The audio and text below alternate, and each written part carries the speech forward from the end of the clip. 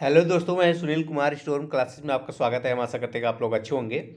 दोस्तों, हम लोग देख रहे हैं प्रयोगवाद के जो हम लोग क्वेश्चन देख रहे हैं, जो प्रीवियस ईयर में क्वेश्चन पूछे गए हैं, क्वेश्चन को हम लोग सॉल्व कर रहे हैं।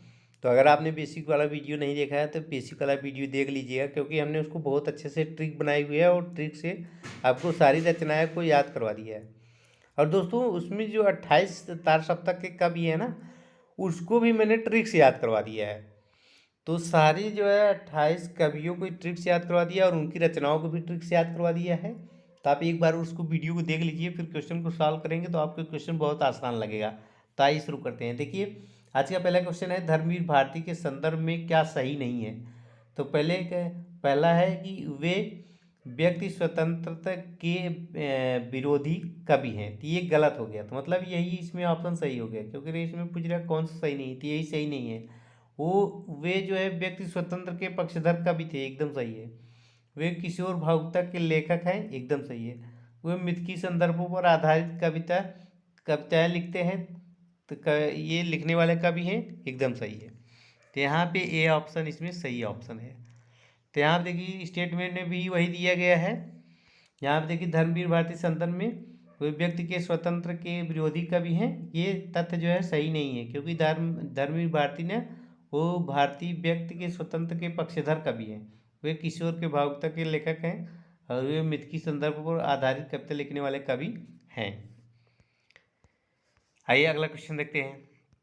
देखिए अगला क्वेश्चन में क्या है, इनमें से कौन सी सुलेमित नहीं है। तो कौन सी सुलेमित नहीं है, तो यहाँ देखिए मुक्ति मार्ग ये भरतभूषण अग्रवाल की रचना है, तो एकदम सुलेमित है। पिघलते पत्थर थे राघवन की रचना है। अजय खंडहर निराला, ये निराला की रचना नहीं है, ये भी राघवन की रचना है, तो यही सुलेमित नहीं है। तो यहाँ पे सी ऑप्शन इसमें करेक्ट ऑप्शन है। तो यहाँ पे देखिए दोस्तों, यहाँ पे स्टेटमेंट दिया गया है, मुक्ति मार्ग भरतभूषण अग्रवाल की रचना है, पिघलते पत्थर रांगे राघवन का है, अजय खंडहर रांगे राघवन का है, और प्रलय सीजन के शिवमंगल सिंह सुमन का रचना है। तो यहाँ पे आइए अगला क्वेश्चन देखते हैं। अगला क्वेश्चन है, जमीन पक रही है काव्य संकलन के रचनाकार हैं। तो जमीन पक रही है दोस्तों, तो जमीन पक रही, दाल पक रही है। अभी अभी मैंने डाल डाली, अभी तुरंत अभी डाल डाली है, दाल पक रही है। तो ये किसने बोला था, केदारनाथ की बीबी ने बोला था। जब केदारनाथ रेगिस्तान में ड्यूटी कर रहे थे, उनकी बीबी दाल पका रही है, दाल पका रही थी, तो बोले कि दाल पक रही है, अभी दाल पक रही है। तो यहाँ पे दाल पक रही है मतलब जमीन पक रही है। तो देखिए ट्रिक से कितनी आसानी से ये आपको याद हो जाएगा।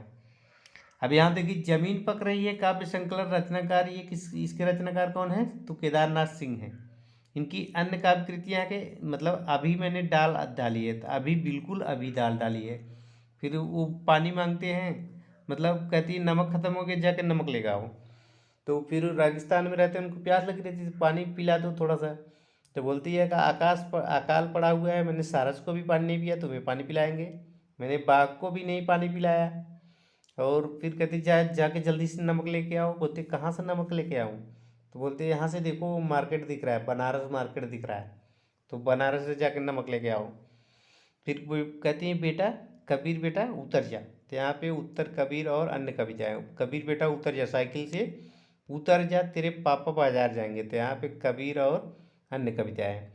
फिर बोलते हैं साइकिल से उतर जाते, यहाँ ताजता है साइकिल।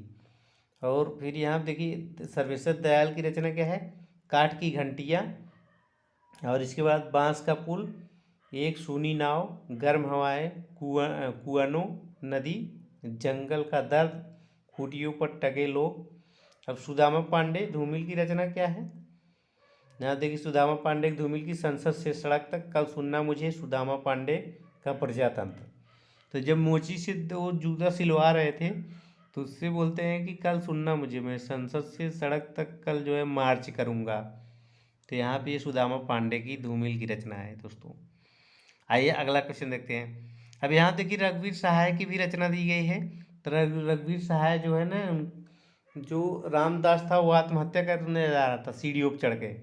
तो बोलते हैं कि मैं आत्महत्या के विरुद्ध हूँ, नीचे आ जाओ। जब वो नीचे आ जाता है, उसी गले लगा के बोलते हैं कि हंसो जल्दी हंसो, गुदगुदाते हैं, हंसो जल्दी हंसो, तुम्हारी बीवी भाग गई है तो आ जाएगी। तो यहाँ पे लोग कह रहे बीवी भाग गई थी इसलिए वो आत्महत्या कर रहा था, आत्महत्या करने जा रहा था। तो कह रहे लोग भूल गए तुम्हारी बीवी भाग गई है। कहीं हो सकता है मायके गई हो, तुम पता बताओ, मैं कुछ चिट्ठियाँ लिख देता हूँ, कुछ पते कुछ चिट्ठियाँ।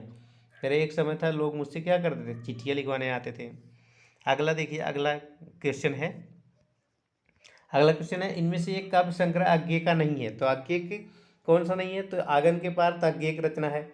धरती इनकी रचना नहीं है, तो यही इसमें सही हो जाता है, क्योंकि ये पूछ रहा है कि आज्ञे का नहीं है। तो यहाँ पे आंगन के पार ऐसा कोई घर देखा आपने, तो ये भी इनकी है। और सदा नीरा, ये आज्ञे की रचना है। धरती इनकी रचना नहीं है, त्रिलोचन की रचना है दोस्तों। तो यहाँ पे स्टेटमेंट में आइए देखते हैं क्या दिया है। यहाँ देखिए स्टेटमेंट में दिया है कि दिए गए काव्य संग्रहों में धरती यज्ञ की रचना नहीं है, बल्कि जो है ये किसकी रचना है, त्रिलोचन की रचना है। त्रिलोचन के अंदर अन्य रचना क्या है, चैती, मैं उस जनपद का कवि हूँ, अमोला, ये त्रिलोचन की रचना है। जबकि आंगन के पार द्वार, ऐसा कोई घर आपने देखा है, सदा नीरा, ये किसकी रचना है, अज्ञे की रचना है। तो आइए अगला क्वेश्चन देखते हैं। फिर अज्ञे के बारे में पूछा गया है। देखिए अज्ञे बहुत इंपॉर्टेंट कवि है प्रयोगवाद के। देखिए इनमें से कौन सी कृति अज्ञे की है, आपकी बार अज्ञे की कृति पूछा है। तो दोस्तों संसद से सड़क तक, ये तो सुदामा पांडे का है। मछली घर, ये शाही का है। और हरी घास पे क्षण भर, तो हरी घास पे क्षण भर ही अज्ञे की रचना है, क्योंकि हरी घास पे वो क्या ढूंढ रहा था, वो ढूंढ रहा था जो ये बनता है इंद्रधनुष बनता है, उसको ढूंढ रहा था। यहाँ पे देखिए, यहाँ पे देखिए संसद से सड़क तक की सुदामा पांडे धूमिल की रचना है। मछली घर जो है शाही की रचना है, मतलब विजय देव नारायण शाही की रचना है। हरी घास पे क्षण भर, ये हीरानंद सत्यानंद वात्स्यायन अज्ञे की रचना है। और यहाँ पे साय में धूप, तो ये दुष्यंत कुमार की रचना है। तो आइए अगला क्वेश्चन देखते हैं।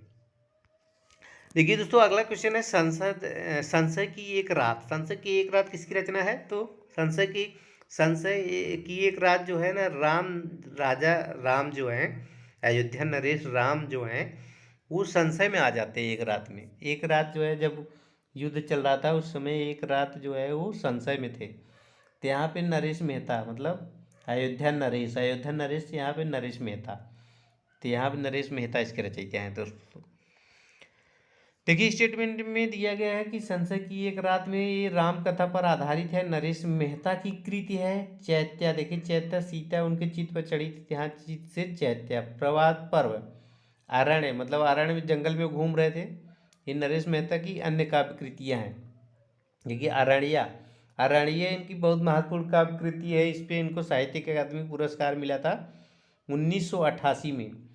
और फिर इनको इनकी संपूर्ण रचनाकृत के लिए 1992 में क्या मिलता है, ज्ञानपीठ पुरस्कार मिलता है दोस्तों। संपूर्ण रचनाकृत के लिए इनको 1992 में ज्ञानपीठ पुरस्कार मिलता है। आइए अगला क्वेश्चन देखते हैं। देखिए इसमें कह रहा है, तीसरा सप्तक कब प्रकाशित हुआ था। तो दोस्तों पहला 1943 में प्रकाशित होता है, दूसरा जो है 51 में होता है, तीसरा 59 में होता है, चौथा 79 में होता है। तो यहाँ तीसरा पूछ रहा है तो 1959 में होगा ये। तो बी ऑप्शन इसमें करेक्ट है। तो उसके इसके जो है आप लोग याद रखिएगा, चारों, दो पूछ चुका है, दो और भी पूछ सकता है इसमें। देखिए यहाँ पे कह रहा है कि पहला तार सप्तक 1943, दूसरा 51, तीसरा 59 और चौथा 79 में प्रकाशित हुआ था। और चारों के संपादक कौन थे, अज्ञेय थे। अज्ञेय के संपादक में ये प्रकाशित हुआ था। आइए अगला क्वेश्चन देखते हैं। देखिए अगला क्वेश्चन है, प्रयोगवाद के प्रवर्तक के अनुसार प्रयोगवादी काव्य का सबसे मुख्य तत्व क्या होना चाहिए।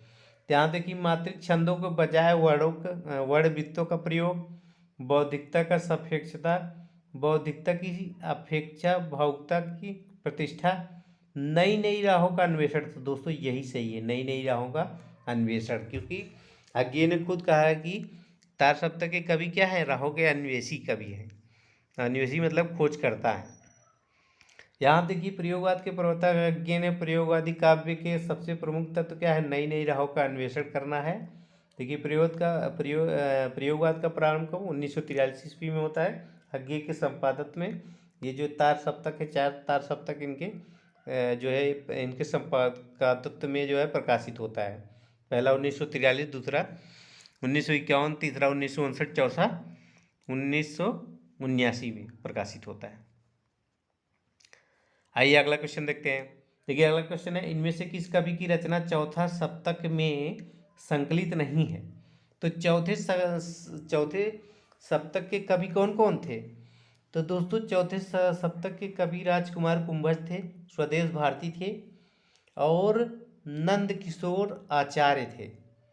तो यहाँ पे ये शमशेर बहादुर जो है ना, शमशेर बहादुर दूसरे सप्तक के कवि हैं। तो इसमें चौथे सप्तक में आते ही नहीं, तो यही ऑप्शन इसमें क्या हो जाएगा, सही हो जाएगा। तो यहाँ पे सी ऑप्शन इसमें करेक्ट है। शमशेर बहादुर ये जो है, ये देखिए शमशेर बहादुर यहाँ जो है करेक्ट चौथे सप्तक में संकलित नहीं है, क्योंकि शमशेर बहादुर ये दूसरे सप्तक के कवि हैं, 1951 जो प्रकाशित हुआ। अब देखिए इनकी प्रमुख रचनाएं क्या है कि कुछ कविताएं, चूका भी हूँ नहीं मैं, इतने अपने पास, करें ये चौथा सप्तक में संकलित कौन कौन से कवि हैं? तो यहाँ पे चौथे सप्तक में क्या है, अवधेश। तो इसमें मैंने एक ट्रिक बताई थी कि अवधेश ही राजकुमार बनने लायक है। अवधेश ही क्या है, राजकुमार बनने लायक है, क्योंकि वो क्या है, स्वदेशी है, वो स्वदेशी है। नंद किशोर भी स्वदेशी है, लेकिन वो राजकुमार बनने लायक नहीं है। नंद किशोर क्यों वो राज करने लायक नहीं थे? यार राज करने लायक नहीं मतलब सुमन राजे, क्योंकि वो श्री राम को नहीं मानता, मतलब श्री राम वर्मा, वो राम को नहीं मानता, इसलिए वो नंद किशोर राजा बनने लायक नहीं है। तो करे कि जब वो श्री राम को नहीं मानता तो राज कैसे कर सकता है भाई? भारत में जो राम को नहीं मानता तो राज कैसे कर सकता है? तो यहाँ पे राज कैसे कर सकता है, तो मतलब राज किशोर राज कैसे कर सकता है। तो इस तरह से आप इसको रख सकते हैं दोस्तों। आइए अगला क्वेश्चन देखते हैं। देखिए अगला क्वेश्चन है, इनमें से तार सप्तक से संबंधित कौन सा कथन सही नहीं है? तो यहाँ देखिए तीसरा तार सप्तक प्रकाशन यहाँ पे 1959 में है, तो एकदम सही है। तीसरा तार सप्तक का प्रकाशित हुआ तो 1959, और चौथा 1979। तो यहाँ पे चौथा तार सप्तक 1979 में प्रकाशित हुआ है। चौथा क्या है, जो है शकुंतला माथुर की रचनाएं तीसरे तार सप्तक में है, तो ये गलत है। तो यही कथन सही नहीं, क्योंकि जो शकुंत माथुर है ये जो है दूसरे तार सप्तक में है, दूसरे तार सप्तक में है।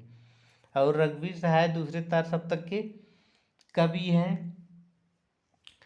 तो यहाँ पे देखिए ये इसमें सी ऑप्शन करेक्ट नहीं है, तो यहाँ पे सी ऑप्शन नहीं करेक्ट है। आइए स्टेटमेंट में देखते हैं। देखिए शकुंत माथुर की रचनाएं तीसरे तार सप्तक में संकलित कथन गलत है, क्योंकि वो दूसरे तार सप्तक के कवित्री हैं। यहाँ देखिए वो कवित्री हैं। तार सप्तक से संबंधित तथ्य क्या है? तार सप्तक की स्थापना 1943 ईस्वी में अज्ञे ने किया था, और दूसरा जो है 1951 में, तीसरा 1959 में, और चौथा 1979 में अज्ञे के संपादन में हुआ था।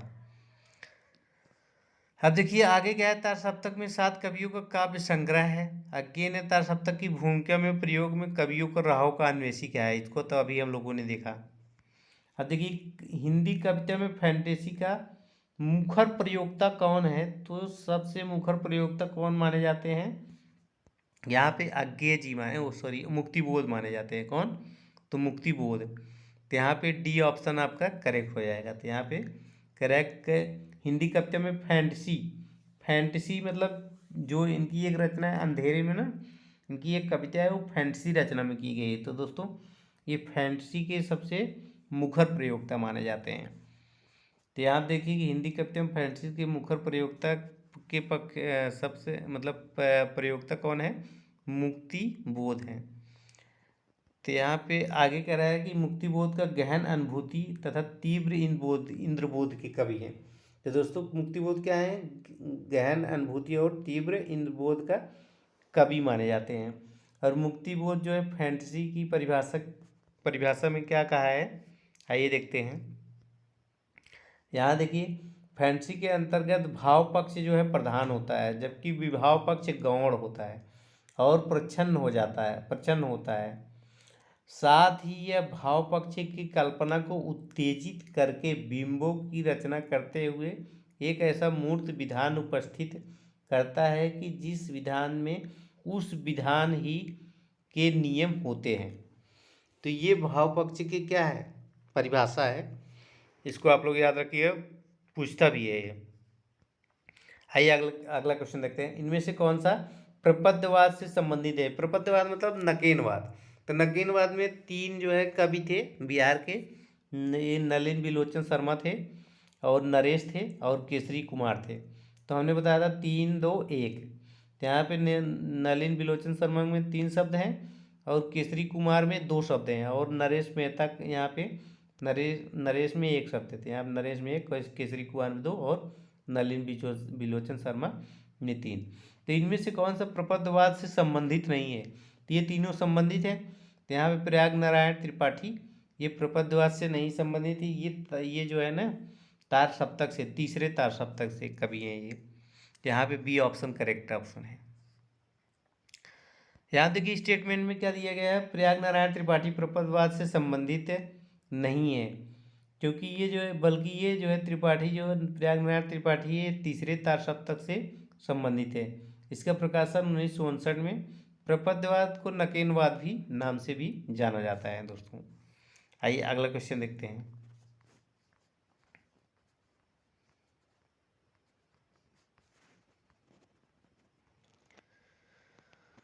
यहाँ देखिए और स्टेटमेंट दिया गया है। तो प्रपदवाद का प्रवर्तन नलिन बिलोचन शर्मा ने सन 1956 ईस्वी में प्रकाशित नकेन से किया था। प्रपदवाद को नकेन भी कहते हैं क्योंकि सभी के पहला अक्षर, यहाँ देखिए नलिनी बिलोचन शर्मा का पहला अक्षर एन न, और केसरी कुमार का पहला अक्षर के, और नरेश का पहला अक्षर एन, तो नकेन बनता है।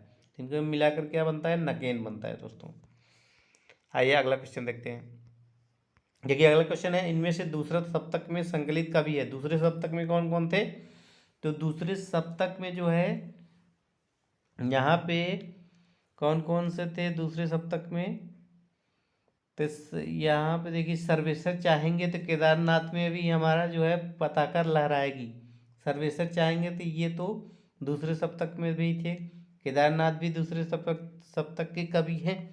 जबकि नेमिचंद्र जैन, देखिए रघुवीर भी जो है सहाय भी ये क्या है? दूसरे सप्तक के हैं। जबकि ये नेमिचंद्र जो है ना ये तार सप्तक के हैं, मतलब पहले सप्तक के। नेमिचंद्र क्या है? ये तार सप्तक के हैं।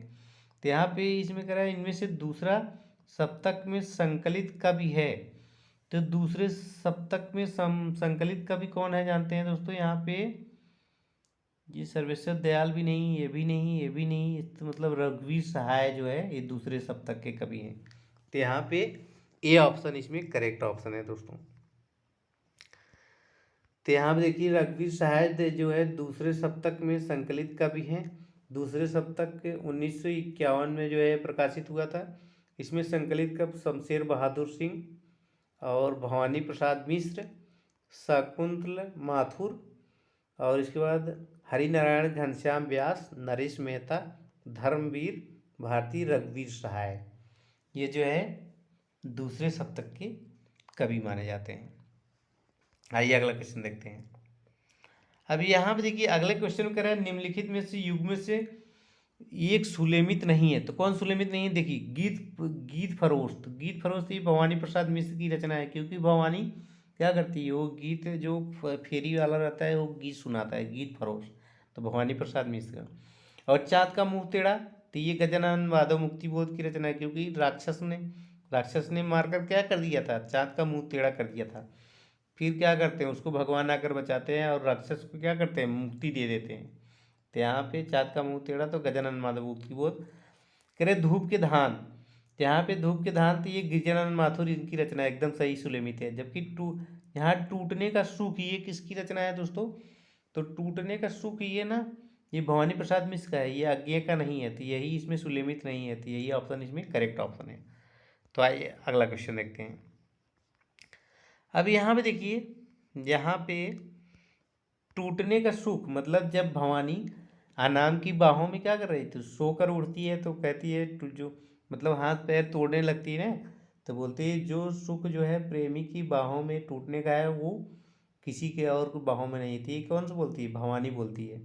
यहाँ पे भवानी प्रसाद मिश्र की रचना ये है। गीत फरोज भी भवानी प्रसाद मिश्र की रचना है। चाँद का मुँह टेढ़ा एक गजानन माधव मुक्तिबोध की रचना है।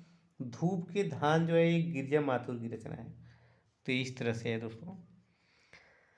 अगला क्वेश्चन आइए देखते हैं। देखिए मुक्तिबोध कह रहे हैं कि मुक्तिबोध की प्रसिद्ध कृति चाँद का मुँह टेढ़ा है की भूमिका एक विलक्षण प्रतिभा से किसने लिखी है? अब देखिए चाँद का मुँह के टेढ़ा जो है एक विलक्षण प्रतिभा किसने लिखी है? तो ये नामवर सिंह लिखते हैं। सॉरी शमशेर बहादुर सिंह, सॉरी शमशेर बहादुर सिंह लिखते हैं। यहाँ पे देखिए क्या है कि मुक्तिबोध की प्रसिद्ध काव्य चाँद का मुंह टेढ़ा है की भूमिका में विलक्षण प्रतिभा, एक विलक्षण प्रतिभा के शीर्षक से शमशेर बहादुर सिंह ने लिखी है। तो शमशेर बहादुर सिंह ने दूसरे तार सप्तक के एक कवि हैं। आइए अगला क्वेश्चन देखते हैं। देखिए अगला क्वेश्चन है, किस कविता में सर्जन संबंधित चिंतन है? सर्जन संबंधित चिंतन किस कविता में है? तो असाध्य सर्जन संबंधित, तो यहाँ पे ये है असाध्य वीणा में होगा दोस्तों। सर्जन संबंधित चिंतन किस में होगा, किस में है? तो असाध्य वीणा में। तो यहाँ देखिए असाध्य वीणा, यहाँ देखिए असाध्य वीणा कविता में सर्जन संबंधित चिंतन है, क्योंकि देखिए सर्जना इनकी एक रचना है ना, वो कहाँ पे, तो नदी के द्वीप पे जो अकेला द्वीप था उस पर एक घर बना था, उसमें जो है बीड़ा एकदम मतलब स्लो स्लो बीड़ा की आवाज़ आ रही थी, संगीत की आवाज़ आ रही थी। तो यहाँ पे असाध्य वीणा जो है एक लंबी कविता है। ये किसकी रचना है? तो अज्ञेय की रचना है दोस्तों। यहाँ पे देखिए ब्रह्म राक्षस कविता जो है मुक्तिबोध एवं मोचीराम किसकी कविता है? सुदामा पांडे धूमिल की है। सुदामा पांडे धूमिल की होगी। जब मोची से वो जूता सिलवा रहे थे तभी तो बोलते हैं कि कल मैं संसद से सड़क तक हंगामा कर दूंगा, मचा दूंगा। तो ये किसकी रचना है?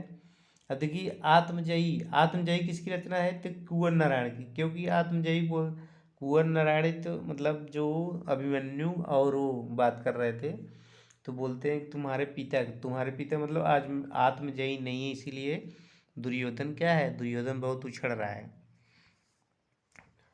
तो आइए अगला क्वेश्चन देखते हैं दोस्तों।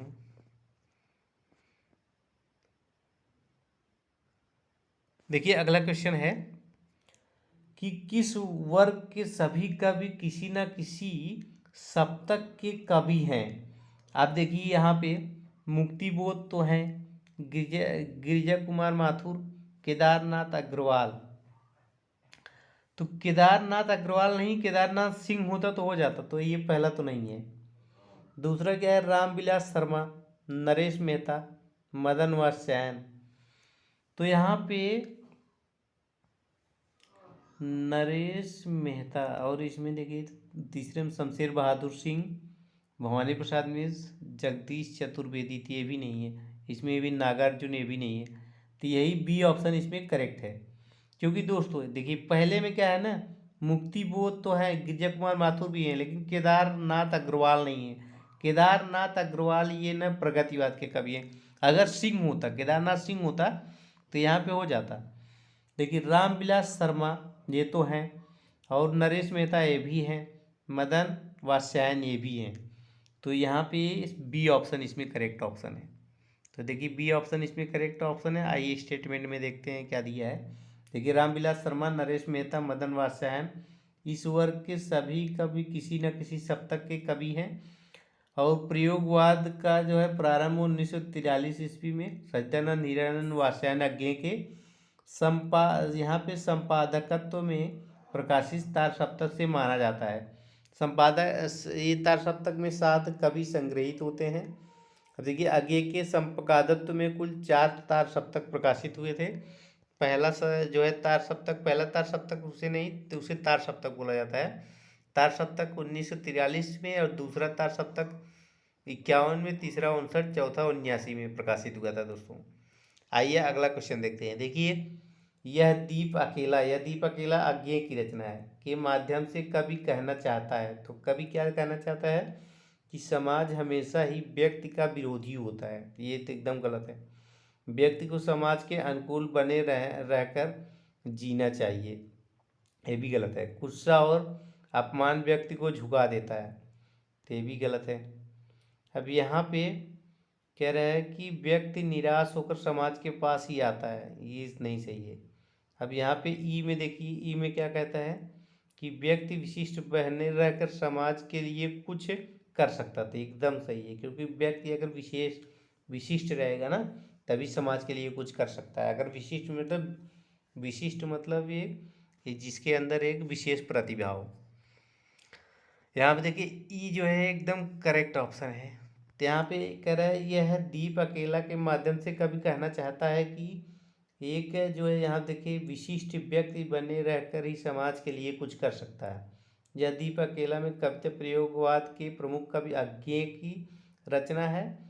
यह जो है कविता अज्ञेय के व्यक्तिवाद के समाज या समूह को शामिल करती प्रतीत होती है। अज्ञेय की चर्चित कविताएं क्या है? असाध्य बीड़ा है, कलगी बाजरे की, सांप, नदी के द्वीप, हरी घास पर क्षण भर, जितना तुम्हारा सच, ये सब क्या है? इनके अज्ञेय की ये जो कविताएं हैं।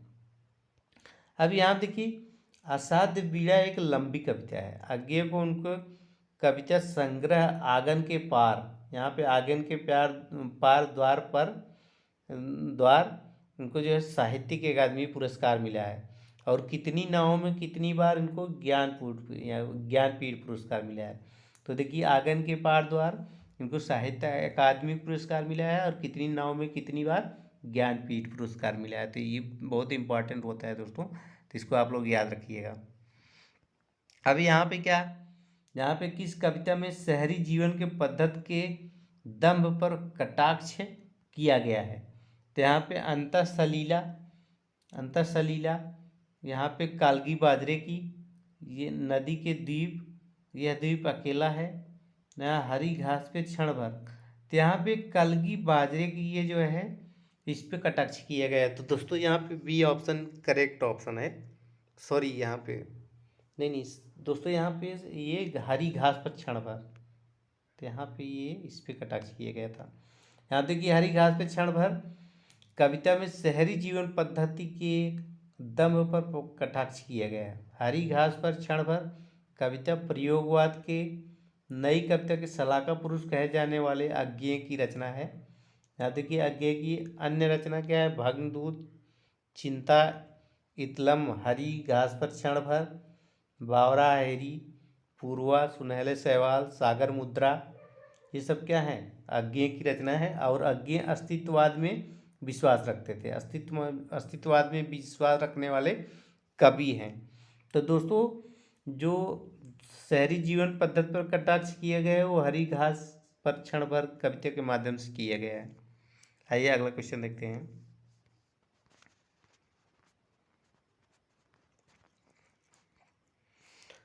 देखिए अगला क्वेश्चन में क्या कहा गया है, यहाँ पे अंधेरे में कविता में प्रतीत के रूप में नहीं है। तो प्रतीत के रूप में कौन सा नहीं है? तो यहाँ पे रक्ता लोक स्नात पुरुष ये तो है, अरुण कमल भी है, बरगद भी है, शिशु भी है, तालाब नहीं है। तो यहाँ पे डी ऑप्शन इसमें करेक्ट ऑप्शन है।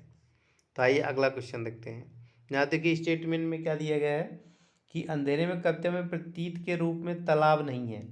देखिए जबकि यहाँ पे रक्तालोक स्नान पुरुष, अरुण कमल, बरगद, शिशु ये जो है प्रतीक के रूप में विद्यमान है। अंधेरे में कविता जो है रचनाकार, इसके रचनाकार मुक्तिबोध हैं और ये लंबी कविता है। और देखिए इनकी दो काव्य कृतियाँ चाँद का मुंह टेढ़ा और भूरी भूरी खाक धूल ये जो है प्रकाशित हुई थी इनकी। और इनकी कविता जो अंधेरे में है ये बहुत इम्पॉर्टेंट है दोस्तों, अंधेरे में। और इनकी ब्रह्म राक्षस, भूल गलती और मुक्तिबोध, ये जो है मुक्तिबोध की जो है कविताएं हैं। देखिए मुक्तिबोध की जो अंधेरे में कविता है ना, ये फैंटेसी शैली में लिखी गई। किसमें? फैंटेसी शैली में। अंधेरे में कविता का जो है प्रकाशन कल्पना पत्रिका में दोस्तों, कल्पना पत्रिका 1964 में प्रकाशित होती है। और इसमें किस शीर्षक से किस नाम से प्रकाशित होती है? आशंका के द्वीप अंधेरे में। किस नाम से प्रकाशित होती है? आशंका के द्वीप अंधेरे में। किस पत्रिका में? कल्पना पत्रिका 1964 में छपती है। तो ये अंधेरे में कविता की बहुत इंपॉर्टेंट है दोस्तों। तो कहीं भी ये मिल जाए अंधेरे में कविता के बारे में कुछ लिखा हो तो आप लोग उसको जरूर से जरूर याद करिएगा। अब देखिए कवि मुक्तिबोध के लिए अस्मिता की खोज, व्यक्ति की खोज नहीं बल्कि अभिव्यक्ति की खोज है, यह कथन किसका है? तो यह कथन किसका है दोस्तों? तो यह कथन जो है नामवर सिंह का है। किसका है? नामवर सिंह का। तो यहाँ पे ए ऑप्शन करेक्ट ऑप्शन है। तो आइए यहाँ पे देखते हैं स्टेटमेंट में क्या लिखा गया है। करेक्ट का भी मुक्तिबोध के लिए अस्मिता की खोज व्यक्ति की खोज नहीं बल्कि अभिव्यक्ति की खोज है। यह कथन समीक्षक नामवर सिंह का है। अब देखिए रामविलास शर्मा ने मुक्तिबोध की अंधेरे में कविता को अपराध का भावना का अनुसंधान कहा है। तो रामविलास शर्मा कहते हैं कि मुक्तिबोध की जो अंधेरे में कविता है ये अपराध भावना का अनुसंधान है। अब कह रहे हैं शमशेर बहादुर सिंह अंधेरे कविता में कहा है कि यह कविता देश के आधुनिक जन इतिहास का स्वतंत्र पूर्व और पश्चात एक दहकता इस्पाती दस्तावेज है। यहाँ पे कह रहे हैं कि आगे इसमें लिखते हैं कि इसमें यहाँ देखिए इसमें अजब और अद्भुत रूप से व्यक्ति और जन एकीकरण है। तो ये इनका बहुत महत्वपूर्ण कथन है दोस्तों, तो इसको याद रखिएगा। शमशेर सिंह का ये कथन है। आइए अगला क्वेश्चन देखते हैं। अब देखिए अगला क्वेश्चन में क्या है कि अज्ञेय के संपादन में कितने सप्तकों का प्रकाशन हुआ। तो इसमें 4 सप्तक का है, तो इसमें 4 सप्तक का प्रकाशन हुआ है दोस्तों। आइए अगला क्वेश्चन देखते हैं। यहाँ देखिए अज्ञेय के संपादत्व में 4 तार सप्तक, पहला तार सप्तक जो है उसे तार सप्तक बोलते हैं, पहला नहीं उसे तार सप्तक बोलते हैं, तो 1943 में, दूसरा 1951 में, तीसरा 1959 में और चौथा 1979 में। पहले में जो है अज्ञेय, रामविलास शर्मा, गजानन माधव मुक्तिबोध, प्रभाकर माचवे, नेमिचंद्र जैन, गिरिजा माथुर और भरतभूषण अग्रवाल है। तो इसकी ट्रिक हमने क्या बताई हुई है, यहाँ देखिए अगर राम की आज्ञा हो, तो यहाँ देखिए राम की आज्ञा हो तो क्या है, तब मुक्ति मिले। राम की आज्ञा हो तो मुक्ति मिले। किसको मुक्ति मिले, नेमिचंद्र मतलब काल नेमी एक राक्षस था ना। तो हनुमान जी बोलते हैं कि राम की आज्ञा हो तो नेमिचंद्र तुम मतलब काल नेमी तुम्हें मुक्ति मिले। क्योंकि देखिए राम का प्रभाव बहुत ज़्यादा है, तो राम का प्रभाव और बल जो है संसार में सबसे ज़्यादा है। तो प्रभाकर माचवे बलवंत है, प्रभाव ज़्यादा है, तो उनके पैरों में जाके गिर जा तो तब तेरी क्या हो जाएगी, तब मुक्ति होगी। नहीं तो तेरा भी हाल क्या होगा, दूषण जैसा होगा। दूषण मतलब भरतभूषण अग्रवाल। और दूसरा देखिए दूसरे सप्तक के कैसे याद करा, कौन सी ट्रिक है याद करने की। यहाँ देखिए शमशेर बहादुर, देखिए जो बहादुर होता है ना, वो शेर को क्या करता है, मार देता है। जैसे देखिए राजा बनने की क्या प्रक्रिया थी पहले के ज़माने में, तो पहले के ज़माने में जो बहादुर होता था वही राजा बनता था। तो और उसको धर्म का भी ज्ञान होना चाहिए, बहादुर भी हो धर्म का ज्ञान हो। तो जब बहादुर होता तो कैसे बहादुर चेक होता था, तो जो शेर को मार देता था वही बहादुर कहलाता था। जो मतलब शेर को क्या हो जाता था, शेर को भवानी का नाम लेकर थूर देता था। तो यहाँ पे देखिए शकुंत माथुर, जो यहाँ पे देखिए जो शेर को माँ भवानी का नाम लेकर क्या कर देता, थूर देता था, मतलब मार देता था। फिर क्या करता था, मारने के बाद हरि का नाम लेकर, हरि मतलब हरि नारायण, हरि का नाम लेकर क्या कर जा नरेश बन जाता था, मतलब राजा बन जाता था। फिर उसको क्या होना चाहिए, धर्म का भी ज्ञान होना चाहिए, उसको धर्म का भी ज्ञान होना चाहिए। ऐसा राजा इतिहास में एक ही हुआ है, कौन हुआ है, जिसको धर्म का भी ज्ञान हुआ और वो बलवान भी था। तो ऐसे राजा एक रघुवीर हुए, रघुवीर मतलब राम, रघुवीर ही हुए हैं। तो ये दूसरे तार सप्तक के इस ट्रिक से याद कर सकते हैं। और तीसरे तार सप्तक के कैसे याद करेंगे, तो देखिए प्रयागराज में युद्ध चल रहा था। कहाँ युद्ध चल रहा था, प्रयागराज, यहाँ प्रयाग नारायण त्रिपाठी। तो प्रयागराज में युद्ध चल रहा था, वहाँ कुंवर साहब लड़ रहे थे, कुंवर नारायण लड़ रहे थे। वो उनके मंत्री बोलते हैं कि अगर कुंवर नारायण को मदद नहीं भेजी गई, तो यहाँ पे मदद मतलब मदन मवास्यायन, अगर मदद नहीं भेजी गई तो उनकी विजय नहीं होगी। क्या होगी, विजय नहीं होगी। तो यहाँ विजय नारायण शाही। तो यहाँ पे देखिए फिर मदद भेज दी जाती है, फिर युद्ध क्या हो जाते हैं, कुंवर जीत जाते हैं। फिर कहते हैं उनके मंत्री बोलते हैं सर्वेश्वर अगर चाहेंगे, तो यहाँ सर्वेश्वर अगर चाहेंगे तो केदारनाथ में भी हमारी कीर्ति पताका लहराएगी, केदारनाथ सिंह कीर्ति पताका लहराएगी, मतलब कीर्ति चौधरी। तो इस तरह से ये तीसरे तार सप्तक के कवि याद कर सकते हैं। और चौथे सप्तक के कवि कैसे याद करेंगे, देखिए अवधेश जो है ना, अवधेश ही राजकुमार बनने लायक है। देखिए जब कुंवर नारायण युद्ध जीत जाते हैं तो उनके दो बेटे रहते हैं, एक अवधेश और एक नंदकिशोर। तो अवधेश क्या है, अवधेश ये अब राजकुमार बनने लायक है क्योंकि वो स्वदेशी है। इनके राज्य में और लोग विदेशी भी रहते थे, तो क्योंकि वो स्वदेशी है।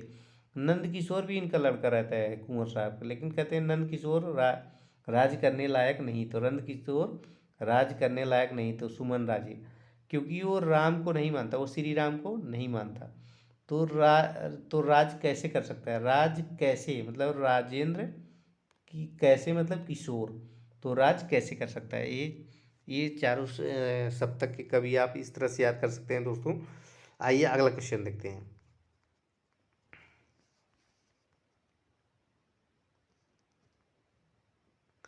देखिए अगला क्वेश्चन है, कह रहा है प्रयोगवादी काव्य के संदर्भ में इनमें से कौन सा कथन असत्य है। तो कौन सा कथन असत्य है, देखिए प्रयोगवाद ने बड़ी बड़ी घटनाओं को बड़े बड़े व्यक्तियों और बड़े बड़े जीवन प्रसंगों के विशाल फलक पर इतिवृत्तात्मक काव्य का निर्माण किया है। और अगला बोलते हैं आगे, यहाँ पे देखिए प्रयोगवादी कवि भावुकता के स्थान पर ठोस बौद्धिकता को स्वीकार करते हैं। फिर आगे कह रहे हैं प्रयोगवादी कविता में मध्यम वर्गीय व्यक्ति के जीवन की समस्त जड़ता, कुंठा, अनास्था, पराजय और मानसिक संघर्ष के सत्य की अभिव्यक्ति है। और यहाँ पे चौथे में क्या बोला जाता है, चौथे में बोला जाता है प्रयोगवाद नाम उन व्यक्तियों के लिए रूढ़ हो गया जो तार सप्तक के माध्यम से 1943 में प्रकाशित जगत में आया था। आई, तो यहाँ पे कौन सा सही है, तो ये जो है सही, क्योंकि ये गलत है। यहाँ पे देखिए ये क्या है, गलत है, क्योंकि यहाँ पे देखिए यहाँ पे क्या कहा गया है कि प्रयोगवाद ने बड़ी बड़ी घटनाओं के बड़े बड़े व्यक्तियों और बड़े बड़े जीवन प्रसंगों के विशाल फलक पर इतिवृत्तात्मक काव्य का निर्माण किया गया था। यहाँ पे ये इसमें मध्य वर्ग लोगों को बात की गई थी, और जो प्रगतिवाद थे ना उसमें जो निम्न लोगों को, जो निम्न लोग थे, जो गरीब थे, उनके लिए बात की गई थी। लेकिन और जो ये प्रयोगवाद है ना, इसमें मध्यम वर्गीय जीवन के जो है के ऊपर काव्य लिखे गए हैं। तो यहाँ पे देखिए ये इसमें क्या है, गलत है। क्रय प्रयोगवादी काव्य के संदर्भ में प्रयोगवाद ने बड़ी बड़ी घटनाओं, बड़े बड़े व्यक्तियों और बड़े बड़े जीवन प्रसंगों को विशाल फलक एवं इतिवृत्तात्मक काव्य का निर्माण किया गया, यह कथन क्या है, असत्य है। प्रयोगवादी का भावुकता के स्थान पर ठोस बौद्धिकता को स्वीकारते हैं, एकदम सही है। प्रयोगवादी कविता में मध्यवर्गीय व्यक्ति जीवन की समस्त जड़ता, कुंठा, अनास्था, पराजय और मानसिक संघर्ष के सत्य की अभिव्यक्ति है, ते भी सही है। प्रयोगवाद नाम, यहाँ पे प्रयोगवाद नाम उन कविताओं के लिए रूढ़ हो गया जो तार सप्तक के माध्यम से 1943 में प्रकाशित जगत में आई। प्रयोगवाद काव्य के संदर्भ में ये सभी कथन क्या हैं, सत्य हैं। अब कह रहे हैं कि इतिवृत्तात्मक द्विवेदी युगीन साहित्य की विशेषता है। तो इतिवृत्तात्मक ये कौन सी विशेषता है, तो ये जो है द्विवेदी युग की साहित्य की विशेषता है। आइए अगला क्वेश्चन देखते हैं। देखिए रामविलास शर्मा किस विचारधारा के लेखक हैं। तो रामविलास शर्मा किस विचारधारा के लेखक हैं, तो परंपरावादी विचारधारा के, शास्त्रीय विचारधारा के, जनवादी विचारधारा के, सांस्कृतिक मूल्यवादी विचारधारा के। तो ये दोस्तों जनवादी विचारधारा के लेखक हैं। किसके, जनवादी। तो यहाँ पे सी ऑप्शन इसमें करेक्ट ऑप्शन है। देखिए यहाँ पे रामविलास शर्मा जनवादी विचारधारा के लेखक हैं। इनके काव्य संग्रह है रूप तरंग, सदियों के सोए जाग उठे, बुद्ध वैराग्य तथा प्रारंभिक कविताएं। तो ये किसकी रचना है, तो रामविलास शर्मा की रचना है। आइए अगला क्वेश्चन देखते हैं। देखिए अगला क्वेश्चन है निम्नलिखित में से कौन सी रचना रघुवीर सहाय की नहीं है। तो रघुवीर सहाय की रचना कौन सी नहीं है, तो यहाँ देखिए कह रहे हैं कि रघुवीर सहाय की रचना नहीं है। तो स्वाधीन व्यक्ति, नेता क्षमा करे, कितनी शांति कितनी शांति। तो कितनी शांति कितनी शांति ये रचना किसकी है, अज्ञेय की रचना है दोस्तों। ये किसकी रचना है, अज्ञेय की रचना है। जबकि रघुवीर सहाय की रचना यहाँ पे कह रहा है कि रघुवीर सहाय की रचना नहीं है, तो यही इसमें ऑप्शन करेक्ट ऑप्शन हो जाता है। स्वाधीन व्यक्ति ये रघुवीर सहाय की रचना है। नेता क्षमा करे, ये भी रघुवीर सहाय की रचना है। आत्महत्या के विरुद्ध, ये भी रघुवीर सहाय की रचना है। कितनी शांति, ये अज्ञेय की रचना है। तो यहाँ आप देखिए सी ऑप्शन इसमें सही है। अभी आप देखिए कितनी शांति रचना रघुवीर सहाय की नहीं बल्कि अज्ञेय की रचना है। तो क्यों, देखो अज्ञेय की रचना ये कैसे है दोस्तों, जब नदी के द्वीप, अकेला नदी के द्वीप था जो, उस पर एक घर था, उसमें लेखक जब वहाँ पे जाता है तो बोलता है यहाँ पे कितनी शांति है यहाँ पे। तो यहाँ पे लेखक कौन था, तो वो अज्ञेय थे। आइए अगला क्वेश्चन देखते हैं। देखिए अगले क्वेश्चन में क्या है, अगर मैं तुमको गलती साँझ के नभ की अकेली तारिका अब नहीं कहता, या शरद के भोर की निहार न्याही कुई लटकी कली चंपे की वगैरह, तो प्रस्तुत पंक्तियाँ अज्ञेय की किस कविता से उद्धृत है। तो किस कविता से उद्धृत है दोस्तों, तो आइए देखते हैं।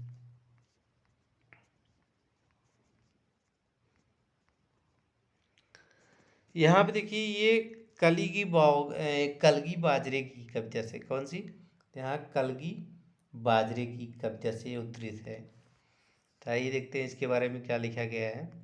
यहाँ पे अगर मैं तुमको कह रहा है, लालती सांझ के नभ की अकेली तारिका अब नहीं कहता, या शरद के भोर की निहार न्याही कुई लटकी कली चंपे की वगैरह, तो ये पंक्तियाँ अज्ञेय की कलगी बाजरे की कविता से उत्कृष्ट है। अब आइए अगला क्वेश्चन देखते हैं। देखिए अगला क्वेश्चन में है, प्रयोगवादी रचनाओं के लोकप्रिय न होने का कौन सा कारण निम्नलिखित में से सही नहीं है। तो ये देखिए प्रयोगवादी रचनाओं के लोकप्रिय न होने का कौन सा कारण सही नहीं है। तो यहाँ देखिए समाज निरपेक्षता, दोहरता, समाज सापेक्षता, और यहाँ पे अस्पष्टता। तो ये देखिए समाज निरपेक्षता ये तो सही है, दुर्गुता ये भी सही है, समाज सापेक्षता यही नहीं सही है। तो यहाँ पे सी ऑप्शन ही करेक्ट ऑप्शन होता है। तो आइए देखते हैं। देखिए सी ऑप्शन इसमें करेक्ट ऑप्शन है। यहाँ देखिए समाज सापेक्षता ये प्रयोगवादी रचनाओं के लोकप्रिय न होने के कारण सही नहीं है, जबकि समाज की निरपेक्षता, दूरता, अस्पष्टता प्रयोगवादी रचनाओं को लोकप्रिय में बाधक सिद्ध हुई। तो यहाँ पे देखिए समाज सापेक्षता इसके जो है इसको जो है लोकप्रिय होने में बाधक नहीं बनी थी, और बाकी सब बाधक सिद्ध हुई थी। आइए अगला क्वेश्चन देखते हैं। देखिए अगला क्वेश्चन है, निम्नलिखित में से कौन तार सप्तक के कवि नहीं है। तो तार सप्तक के कवि नहीं है, सूर्यकांत त्रिपाठी निराला ही तो तार सप्तक के कवि नहीं है, ये छायावाद के कवि हैं। जबकि प्रभाकर माचवे, गजानंद माधव मुक्तिबोध और अज्ञेय ये जो है क्या है, तार सप्तक के कवि हैं। क्योंकि राम की आज्ञा होगी तभी तुम्हें मुक्ति मिलेगी, राम का प्रभाव क्या है, बहुत ज़्यादा है। तो सूर्यकांत त्रिपाठी निराला ये ऑप्शन सही है, क्योंकि सूर्यकांत त्रिपाठी निराला तार सप्तक के कवि नहीं, ये जो है छायावाद के कवि हैं। आइए अगला क्वेश्चन देखते हैं। देखिए यहाँ पे स्टेटमेंट दिया गया है, सूर्यकांत त्रिपाठी निराला तार सप्तक के कवि नहीं है बल्कि छायावादी कवि हैं। तार सप्तक के अंतर्गत अज्ञेय, मुक्ति बोध, गिरजा कुमार माथुर, रामविलास शर्मा, प्रभाकर माचवे, बलवंत, नेमिष चंद्र जैन, भरतभूषण अग्रवाल आते हैं। और इनका आरंभ कब हुआ था, 1943 में सत्यानंद वात्स्यायन अज्ञेय के समकादत्व में ये प्रकाशित होता है। अब यहाँ पे देखिए दोस्तों अगला क्वेश्चन है, निम्नलिखित में से कौन सी रचना भवानी प्रसाद मिश्र की नहीं है। तो भवानी प्रसाद मिश्र की रचना कौन सी नहीं है, तो इनका देखिए गीत फरोश इनकी रचना है। इसके बाद सतपुड़ा के जंगल इनकी रचना है। सन्नाटा इनकी रचना है। ब्रह्म राक्षस इनकी रचना नहीं है। ब्रह्म राक्षस किसकी रचना है, मुक्ति बोध की रचना है, मुक्ति बोध। तो यहाँ पे ए ऑप्शन इसमें करेक्ट हो जाता है। तो यहाँ पे ए ऑप्शन इसमें करेक्ट है। देखिए यहाँ पे ब्रह्म राक्षस भवानी प्रसाद मिश्र की रचना नहीं बल्कि गजानंद माधव मुक्तिबोध की है।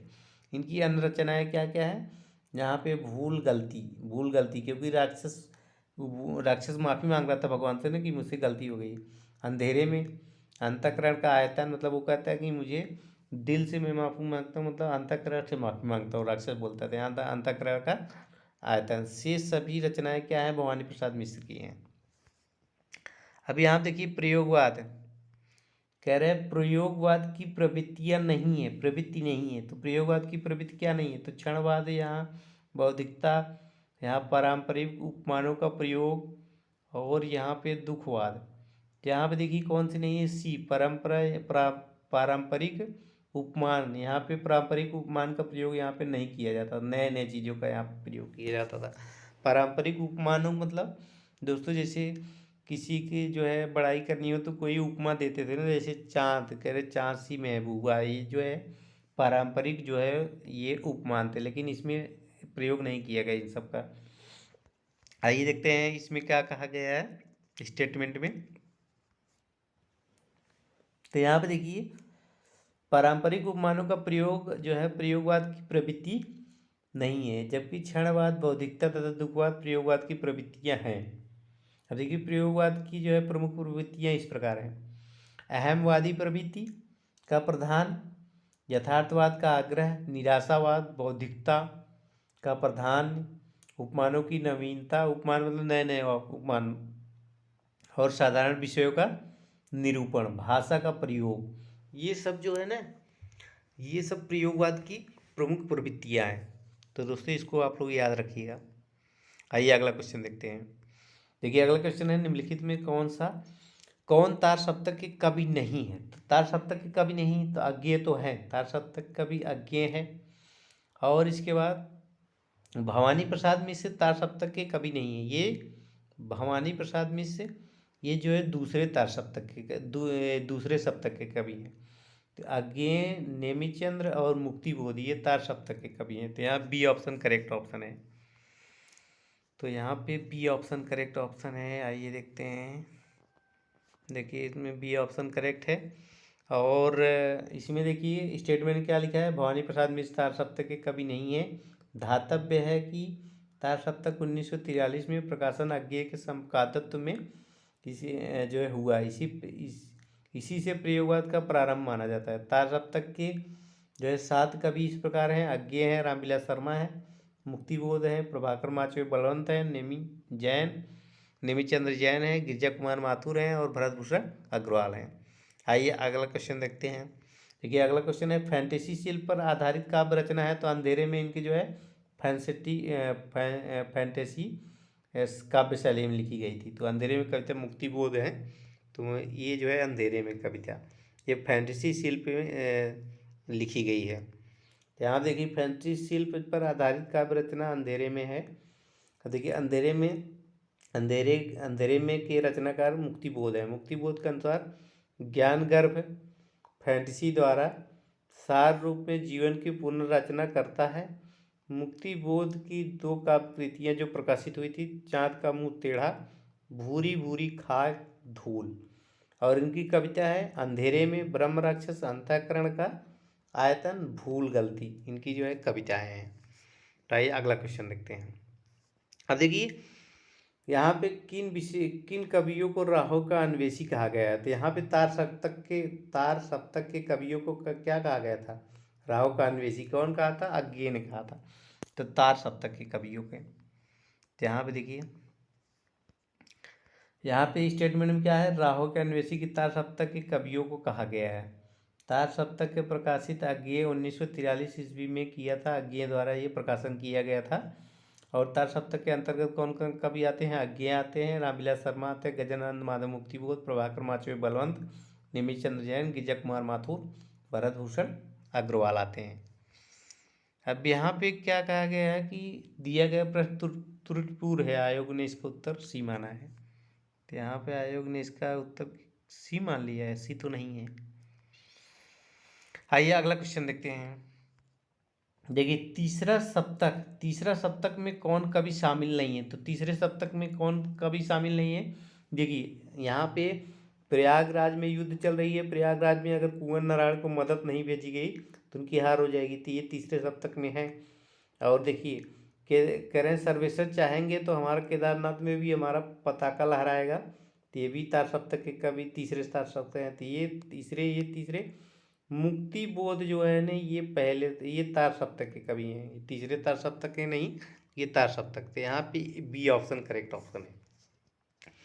स्टेटमेंट में देखिए कह रहे तीसरे तार सप्तक मुक्तिबोध नहीं शामिल है। मुक्तिबोध तो तार सप्तक के कवि हैं जो 1943 में प्रकाशित होता है। तीसरा तार सप्तक 1959 में प्रकाशित होता है। इसके कवि कौन है? कुंवर नारायण, केदारनाथ सिंह, कीर्ति चौधरी, प्रयाग नारायण त्रिपाठी, विजय देव नारायण शाही, मदन वात्स्यायन, सर्वेश्वर दयाल सक्सेना। ये जो है तीसरे सप्तक के कवि माने जाते हैं।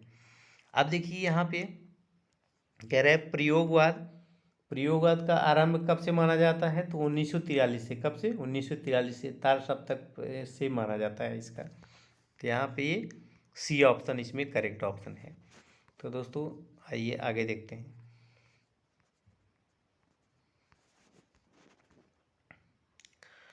यहाँ देखिए स्टेटमेंट में कह रहे हैं प्रयोगवाद का आरंभ 1943 ईस्वी से माना जाता है। यहाँ देखिए 1936 ईस्वी में प्रगतिवाद का प्रारंभ होता है तथा 1954 ईस्वी में नई कविता का प्रारंभ होता है। प्रयोगवाद का आरंभ आगे के तार सप्तक के प्रकाशन से माना जाता है। प्रयोगवाद शब्द का सबसे पहले नंद दुलारे वाजपेयी करते हैं। प्रयोगवाद शब्द का सबसे पहले प्रयोग कौन करते हैं? नंद दुलारे वाजपेयी कहते हैं। अब देखिए नंद दुलारे वाजपेयी कहते हैं प्रयोगवाद बैठे थाले का धंधा है। तो नंद दुलारे वाजपेयी भी यही तो कहते हैं कि नहीं, ये जो है ये बैठे थाले का धंधा है। तो ये कौन कहा है? नंद दुलारे वाजपेयी कहते हैं। आइए अगला क्वेश्चन देखते हैं। देखिए इसमें स्टेटमेंट में करे प्रयोगवाद बैठे थाले का धंधा है, मतलब उन लोगों को कुछ काम नहीं था इसीलिए ये प्रयोगवाद चालू कर दिया। करे नंद दुलारे वाजपेयी ने कहा है कि रामविलास शर्मा ने लिखा कि प्रयोगवादी कविता में युग से उत्पन्न अनास्था, शंका, घुटन, कुंठा, भगनाशा में एक पथ के अन्वेषण की व्याकुल भावना दिखाई पड़ती है।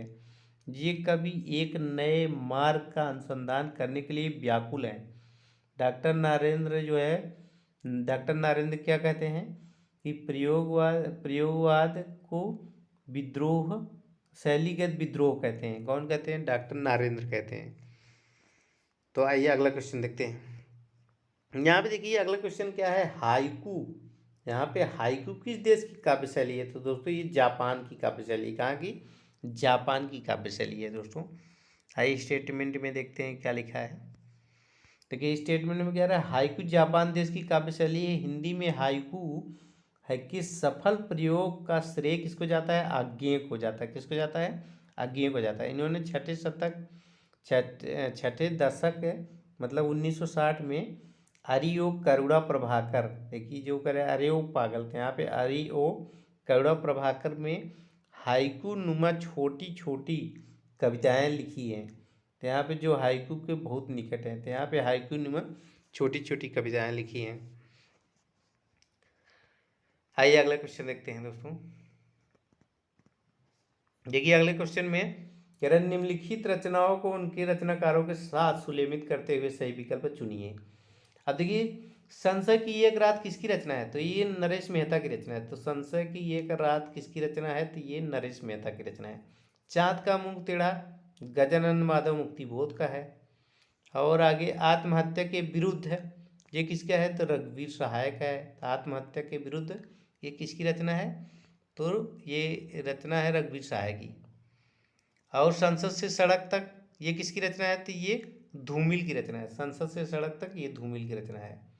और ये आत्महत्या के विरुद्ध ये जो है रघुवीर सहाय की रचना है। और चाँद का मुंह टेढ़ा ये गजानन माधव मुक्तिबोध का रचना है। और संशय की एक रात ये नरेश मेहता की रचना है। तो मतलब पहला का तीसरा, दूसरे का पहला और तीसरे का दूसरा। तो पहले का तीसरा किस में है? तो पहले का तीसरा दो में है। तो पहले का तीसरा और दूसरे चाँद का मुंह टेढ़ा गजानन माधव मुक्तिबोध, पहले का तीसरा और दूसरे का पहला, पहले का तीसरा दूसरे का पहला। तो ये इसमें जो है बी ऑप्शन करेक्ट ऑप्शन है दोस्तों। यहाँ पे देखिए संशय की एक रात नरेश मेहता की है। चाँद का मुंह टेढ़ा गजानंद माधव मुक्तिबोध का है। आत्महत्या के विरुद्ध रघुवीर सहाय का है। संसद से सड़क तक सुदामा पांडे धूमिल का है। और हरी घास पे चढ़कर आज्ञे की रचना है। आइए अगला क्वेश्चन देखते हैं। देखिए अगले क्वेश्चन में क्या कहा गया है कि प्रकाशन वर्ष की दृष्टि से अज्ञेय की काव्य रचनाओं का सही क्रम किस विकल्प में है। तो सही क्रम किस विकल्प में है, तो कह रहे हैं कि अरे बौरा गया, अरे बौरा हो गया क्या, कह रहे हैं कि बौरा गया है क्या, मतलब इंद्रधनुष के चक्कर में पूरी घास को रौट डालेगा। तो यहाँ पे कह रहा है कि इंद्रधनुष रौटते हुए बावरा हेरी आंगन के पार। तो ये इसमें ए ऑप्शन ही सही लग रहा है, ए ऑप्शन बावरा हेरी हरे करुणा प्रभाकर इंद्रधनुष रौदे हुए आंगन के पार। तो यहाँ पे ए ऑप्शन करेक्ट है दोस्तों। यहाँ देखिए हमने ट्रिक जो बनाई है ना, तो ये क्रम से बनाई है, ये आपको क्रम भी याद रहेगा, क्योंकि बौरा अहेरी है, क्योंकि बौरा गया है क्या, इंद्रधनुष के चक्कर में पूरी घास के रौंदेगा, हरी ओ पागल। देखिए ये सब क्रम से मैंने बताया। चल आंगन में चल, तो यहाँ पे इस तरह से आप क्रम भी नहीं याद करना पड़ेगा। इसमें जो है नहीं तो आपको प्रकाशन वर्ष भी याद करना पड़ेगा। तो दोस्तों एक बार ट्रिक वाला वीडियो जरूर देखिएगा हमारा। आइए अगला क्वेश्चन देखते हैं। देखिए अगला क्वेश्चन है, इनमें से किस कवि की रचना है तार सप्तक जो है, तार सप्तक मतलब जो प्रथम है में नहीं है। तो करे तार सप्तक में कौन कवि जो है नहीं है, तो प्रभाकर माचवे तो हैं, क्योंकि राम का प्रभाव था एकदम। कह रहे राम के चरणों में गिर जा, नहीं तो तेरी क्या होगी, मुक्ति नहीं होगी, काल नेमी को बोलते हैं, तो नेमी चंद्र। तो ये तीनों तो जो है तार सप्तक में आते हैं, जबकि यहाँ पे ये शकुंतला माथुर ये तार सप्तक में नहीं आते हैं। तो यहाँ पे बी ऑप्शन इसमें यही करेक्ट ऑप्शन है। तो आइए अगला क्वेश्चन देखते हैं। देखिए यहाँ पे स्टेटमेंट में क्या दिया है कि शकुंत माथुर की रचनाएं तार सप्तक में जो 1943 में प्रकाशित हुई थी नहीं है, में संकलित नहीं है, बल्कि दूसरे तार सप्तक में संकलित है। अब देखिए पहले तार सप्तक में कौन है, अज्ञेय है, रामविलास शर्मा है, मुक्तिबोध, नेमीचंद्र और प्रभाकर माचवे, गिरिजा कुमार माथुर, ब्रजभूषण अग्रवाल हैं, ये 7 कवि आते हैं। आइए अगला क्वेश्चन देखते हैं। देखिए अगला क्वेश्चन, इनमें से किस कवि की रचनाएं तीसरा सप्तक में है।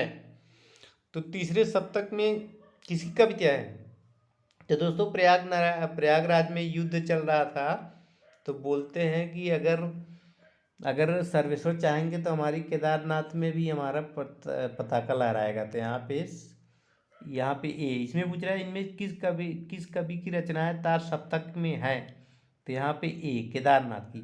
बाकी जो है तीसरे तार सप्तक में ये कभी नहीं आते। भरत भूषण जो है ना अग्रवाल, ये तो पहले तार सप्तक के हैं। और नरेश मेहता जो है, देखिए हरि नारायण व्यास, तो हरि का नाम लेके राजा बन जाते, दूसरे तार सप्तक के हैं। नरेश मेहता भी दूसरे तार सप्तक के हैं। तो यहाँ पे केदारनाथ सिंह जो है तीसरे तार सप्तक के हैं। यहाँ पे ये ऑप्शन करेक्ट ऑप्शन है। यहाँ देखिए केदारनाथ सिंह तीसरे तार सप्तक के कवि हैं, हरि नारायण व्यास दूसरे तार सप्तक के कवि हैं, भरत भूषण ये जो है तार सप्तक के कवि हैं, नरेश मेहता दूसरे तार सप्तक के कवि हैं। तीसरे सप्तक के कवि का विवरण इस प्रकार है, प्रयाग नारायण त्रिपाठी, मदन वात्स्यायन, विजय देव नारायण शाही, कुंवर नारायण, सर्वेश्वर, दयाल सक्सेना, केदारनाथ सिंह, कीर्ति चौधरी। तो दोस्तों यहाँ पे हमने जो ट्रिक बनाई हुई है, ट्रिक क्या है कि प्रयागराज में युद्ध चल रहा है, अगर प्रयागराज में मदद नहीं भेजी गई तो विजय नहीं होगी, कुंवर साहब की विजय नहीं होगी। तो यहाँ पे वहाँ पे मदद भेज दी जाती है और कुंवर साहब युद्ध जीत जाते हैं। फिर बोलते हैं, उनके मंत्री बोलते हैं सर्वेश्वर ने चाहा तो हमारी केदारनाथ में भी विजय पताका लहराएगी। तो इस तरह से इसको याद कर सकते हैं दोस्तों। आइए अगला क्वेश्चन देखते हैं। देखिए अगला क्वेश्चन है, इनमें से किस कवि की रचनाएं चौथा सप्तक में है। चौथे सप्तक में कौन कौन कवि आते हैं दोस्तों। तो यहाँ पे देखिए विजय, ये तो तीसरे सप्तक के, ये तीसरे के हैं, ये भी तीसरे के हैं। और ये कीर्ति चौधरी ये भी जो है ना तीसरे तार सप्तक के हैं। ये जो है नंद किशोर आचार्य ये चौथे तार सप्तक में हैं। कह रहे हैं नंद किशोर राज्य करने लायक नहीं है। तो ये सी ऑप्शन इसमें करेक्ट ऑप्शन है दोस्तों। तो आइए देखते हैं, देखिए सी ऑप्शन इसमें करेक्ट है। और यहाँ पे देखिए नंद किशोर आचार्य की रचनाएं चौथा तार सप्तक में है। चौथा तार सप्तक में संकलित कवि कौन है? अवधेश कुमार है। अवधेश कुमार ही तो राजकुमार बनने लायक है, तो यहाँ पे अवधेश कुमार राजकुमार कुंभज। फिर कह रहे हैं अवधेश कुमार, क्योंकि अवधेश कुमार स्वदेशी हैं। नंद किशोर जो है ये स्वदेशी तो है, लेकिन ये राज करने लायक नहीं है, तो यहाँ सुमन राजे, क्योंकि ये श्री राम को नहीं मानता। जो श्री राम को नहीं मानता तो राज कैसे करेगा? तो राजेंद्र किशोर। आइए अगला क्वेश्चन देखते हैं।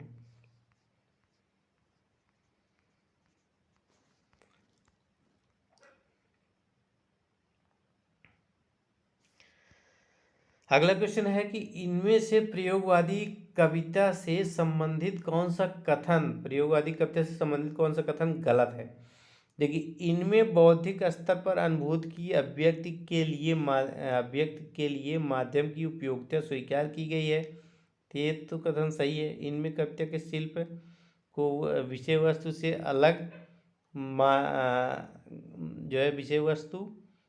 अलग माना गया है। अब आगे इसमें तीसरे बोलता है कि इनमें अभिव्यक्ति की अनुभूति के अनुकूल नए माध्यमों का प्रयोग करने की स्वतंत्रता है। एकदम सही है। इनके अनुसार कोई भी अनुभूति अपने क्षण विशेष में उतनी ही महत्वपूर्ण है जितनी कि समूचे जीवन के मुक्त विचार में। तो यहाँ पे देखिए बी ऑप्शन इसमें गलत है। देखिए इसमें करें कौन सा कथन गलत है? बी ऑप्शन इसमें क्या है? ये गलत है कि इनमें कविता के शिल्प और विषय वस्तु से अलग माना गया है, तो ये ऑप्शन इसमें गलत है। बाकी जो है सही है, तो यहाँ पे गलत पूछा जा रहा है, तो बी ऑप्शन इसमें करेक्ट ऑप्शन है। आइए देखते हैं यहाँ स्टेटमेंट में क्या लिखा गया है। देखिए स्टेटमेंट में कहा गया है कि इनमें कविता के शिल्प को विषय वस्तु से अलग माना गया है। उक्त कथन प्रयोगवादी कविता से संबंधित नहीं है, गलत कथन है ये। कह रहा है इसमें बौद्धिक स्तर पर अनुभूति का अभिव्यक्ति के लिए माध्यम की उपयोगिता स्वीकार की गई है। इनमें अभिव्यक्ति को अनुभूति के अनुकूल नए माध्यमों का प्रयोग करने की स्वतंत्रता एकदम सही। इनमें कह रहा है इसके अनुसार कोई भी अनुभूति अपने क्षण विशेष के उतना ही महत्वपूर्ण है जितना समूचे जीवन के मुक्त विचार में। तो ये तीनों कथन क्या है? सही है। तो आइए अगला क्वेश्चन देखते हैं दोस्तों। देखिए अगला क्वेश्चन है प्रयोगवाद की सबसे बड़ी विशेषता क्या है? दर्शन से मुक्ति, यहाँ पे अनगढ़ता की प्रतिष्ठा, अभिव्यंजना का बल, और इसके बाद काव्य की गतिशीलता। तो इसमें सबसे बड़ी विशेषता कौन सी है? तो यहाँ सबसे बड़ी विशेषता कौन सी है? तो दर्शन से मुक्ति। तो यहाँ पे देखिए दर्शन से मुक्ति। यहाँ कह रहा है प्रयोगवाद की सबसे बड़ी विशेषता दर्शन से मुक्ति है। कह रहे प्रयोगवाद का आरंभ 1943 ईस्वी में प्रकाशित तार सप्तक से माना जाता है, जिसमें यहाँ पे संपादन अज्ञेय है। नंद दुलारे वाजपेयी ने प्रयोगवाद को बैठे थाले का धंधा कहा है। प्रयोगवाद की प्रमुख प्रवृत्तियाँ क्या रही हैं कि अहमवादी प्रवृत्ति का प्रधान था, और इसके बाद यथार्थवाद का आग्रह, निराशावाद, बौद्धिकता का प्रधान, उपमानों की यहाँ पे नवीनता, और साधारण विषयों का निरूपण, भाषा का प्रयोग। तो ये इसकी जो है प्रयोगवाद की विशेषता है। तो दोस्तों इसमें निम्नलिखित में से कौन सा कवि तार सप्तक में शामिल नहीं है? तो कौन सा कवि तार सप्तक में शामिल नहीं है? प्रभाकर माचवे तो शामिल है, और इसके बाद रामविलास शर्मा भी शामिल है, यहाँ पे नेमीचंद्र भी शामिल है, नरेंद्र शर्मा नहीं है। तो यहाँ पे नरेंद्र शर्मा नहीं है, तो यहाँ सी ऑप्शन इसमें करेक्ट ऑप्शन हो जाता है। अब यहाँ पे देखिए क्या स्टेटमेंट में नरेंद्र शर्मा तार सप्तक कवियों में शामिल नहीं है, बल्कि यह प्रेम और मस्ती के कवि माने जाते हैं। ये व्यक्तिवादी कवि हैं। किसके? व्यक्तिवादी कवि हैं के अंतर्गत ही आते हैं ये। कह रहा है इनकी रचना क्या है? यहाँ पे +1 प्रभात फेरी, प्रवासी के गीत, मिट्टी और फूल, यहाँ पे हंसमाला, रक्त चंदन, ये किसकी रचना है? ये नारायण शर्मा की रचना है। प्रभाकर माचवे, रामविलास शर्मा और नेमीचंद्र जैन तार सप्तक के शामिल हैं। अगला क्वेश्चन आइए देखते हैं। देखिए अगला क्वेश्चन है, निम्नलिखित में से किसका संबंध प्रयोगवाद से नहीं है। तो प्रयोगवाद से किसका संबंध नहीं है? स्वच्छंदतावाद तो प्रयोगवाद के जो है संबंध है।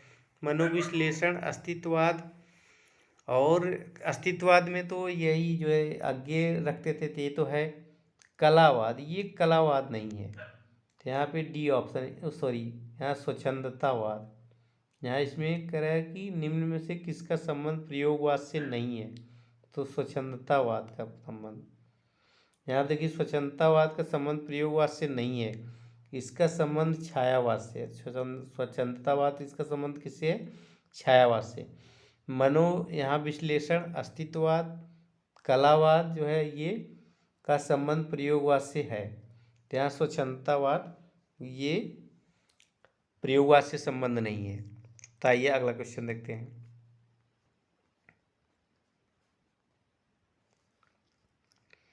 यहाँ देखिए अगला क्वेश्चन है, रूप तरंग किसका काव्य संग्रह है। तो रूप तरंग किसका किसका जो है काव्य संग्रह है। तो दोस्तों रूप तरंग किसका काव्य संग्रह है, तो यहाँ पे रामविलास शर्मा का है। किसका है? तो रामविलास शर्मा। यहाँ देखिए स्टेटमेंट में क्या दिया गया है कि रूप तरंग रामविलास शर्मा का काव्य संग्रह है। रामविलास शर्मा एक अन्य काव्य संग्रह सदियों को सोए जाग उठे। और इसके बाद केदारनाथ अग्रवाल के काव्य संग्रह है कि युग की गंगा, नींद के बादल, लोक और आलोक, फूल नहीं रंग बोलते हैं, आग का आईना, गुल मेहंदी, पंख और पतवार। आगे बम्बई का रक्त स्नान, बम्बई का रक्त स्नान, हे तुम में करे में, हे मेरी तुम, मार प्यार की थापे। तो ये सब जो है केदारनाथ अग्रवाल की रचना है दोस्तों। आइए अगला क्वेश्चन देखते हैं। देखिए अगला क्वेश्चन है, निम्नलिखित में से कौन सा दूसरा सप्तक में शामिल नहीं है। तो दूसरे सप्तक में कौन शामिल नहीं है दोस्तों? तो कुंवर नारायण, क्योंकि कुंवर नारायण को मदद नहीं भेजी गई तो इलाहाबाद में हम लोग, प्रयागराज में हम लोग युद्ध हार जाएंगे। तो ये तीसरे तार सप्तक के कवि हैं, तीसरे सप्तक के कवि हैं। बाकी धर्मवीर भारती, शमशेर बहादुर और नरेश मेहता ये दूसरे तार सप्तक के कवि हैं। आइए स्टेटमेंट में देखते हैं क्या लिखा है। देखिए यहाँ पे कह रहा है कुंवर नारायण दूसरे तार सप्तक में शामिल नहीं है, ये तीसरे तार सप्तक के कवि माने जाते हैं। यहाँ इस सप्तक के कवियों में यहाँ पे प्रयागनारायण त्रिपाठी, मदन वात्स्यायन, विजय देवनारायण शाही, कुंवर नारायण, सर्वेश्वर दयाल सक्सेना, केदारनाथ सिंह, कीर्ति चौधरी, ये जो है तीसरे तार सप्तक के कवि हैं। और दूसरे तार सप्तक के 1951 प्रकाशित होता है। इसमें कौन से कवि शामिल हैं? तो शमशेर बहादुर, यहाँ पे भवानी प्रसाद मिश्र, अंकुर माथुर, हरिनारायण घनश्याम व्यास, नरेश मेहता, धर्मवीर भारती, रघुवीर सहाय, ये जो है दूसरे तार सप्तक के कवि में आते हैं दोस्तों। आइए अगला क्वेश्चन देखते हैं। अगले क्वेश्चन में क्या है, निम्नलिखित में कौन सा काव्य संग्रह आज्ञे का नहीं है। तो आज्ञे का कौन सा नहीं है? तो यहाँ पे देखिए, कितनी नाव में कितनी बार, ये तो है हरी घास पे क्षण भर, आंगन के पार, ये तीनों क्या है? आज्ञे की रचना है। यहाँ से देखो ये किसकी रचना है? केदारनाथ सिंह की। तो यहाँ पे ये केदारनाथ सिंह की रचना, तो ये ऑप्शन इसमें करेक्ट है। यहाँ से देखो बाजार दिख रहा है, तो यहाँ से देखो काव्य संग्रह आज्ञे का नहीं है, यह केदारनाथ सिंह का है। इनके अन्य काव्य संग्रह अभी बिल्कुल अभी क्या है, अभी बिल्कुल अभी मैंने दाल डाली है, दाल अभी पक रही है। कह रहा है अकाल पड़ा हुआ है, सारस को मैंने पानी नहीं पिलाया। कह रहा है स्टॉल मतलब साइकिल लेकर क्या है, जाओ बाजार, बेटा कबीर उतर जाओ साइकिल से। कबीरन कविता है। बाघ को भी मैंने पानी नहीं पिलाया, बाघ लंबी कविता है। कितनी नावों में कितनी बार, हरी घास पे क्षण भर, आंगन, ये जो है आज्ञे की रचना है। हद की यहाँ पे दोस्तों अगला कह रहे नदी के द्वीप, नदी के द्वीप किसकी रचना है? आज्ञे की, क्योंकि नदी के जो है नदी में द्वीप बनता है, तो ये किसकी रचना है? आज्ञे की रचना है। तो आज्ञे की रचना नदी के द्वीप, और नदी ये द्वीप अकेला है, ये भी उनकी रचना है। तो यहाँ पे देखिए दोस्तों नदी के द्वीप अज्ञेय की रचना है। अज्ञेय की अन्य रचना क्या है? चिंता, भग्नदूत, हरी घास पर क्षण भर, मतलब वो कह रहा है दूध भात खा रहा था तो फिर उसको चिंता थी कि घास पर ओस पड़ी है, कहीं उड़ ना जाए ओस जो है, उसको इसकी चिंता थी। फिर वो जब दौड़ के जाता है उसमें इंद्रधनुष देखने, फिर उसकी माँ बोलती है अरे पागल, इंद्रधनुष चक्कर में पूरी घास रौट डालेगा क्या, चल आंगन में। कह रहे इलायची खा ले, इलायची मतलब खाना खाने के बाद बोलते हैं इलायची खा लो ना, नहीं तो मुझसे बदबू आने लगती है। मैथिली शरद गुप्त की रचना क्या है? जयद्रथ, पंचवटी, साकेत, यशोधरा, जय भारत, भारत भारती। भारत भारती लिखने के बाद इनको जो है गांधी जी ने राष्ट्र कवि की उपाधि दी थी।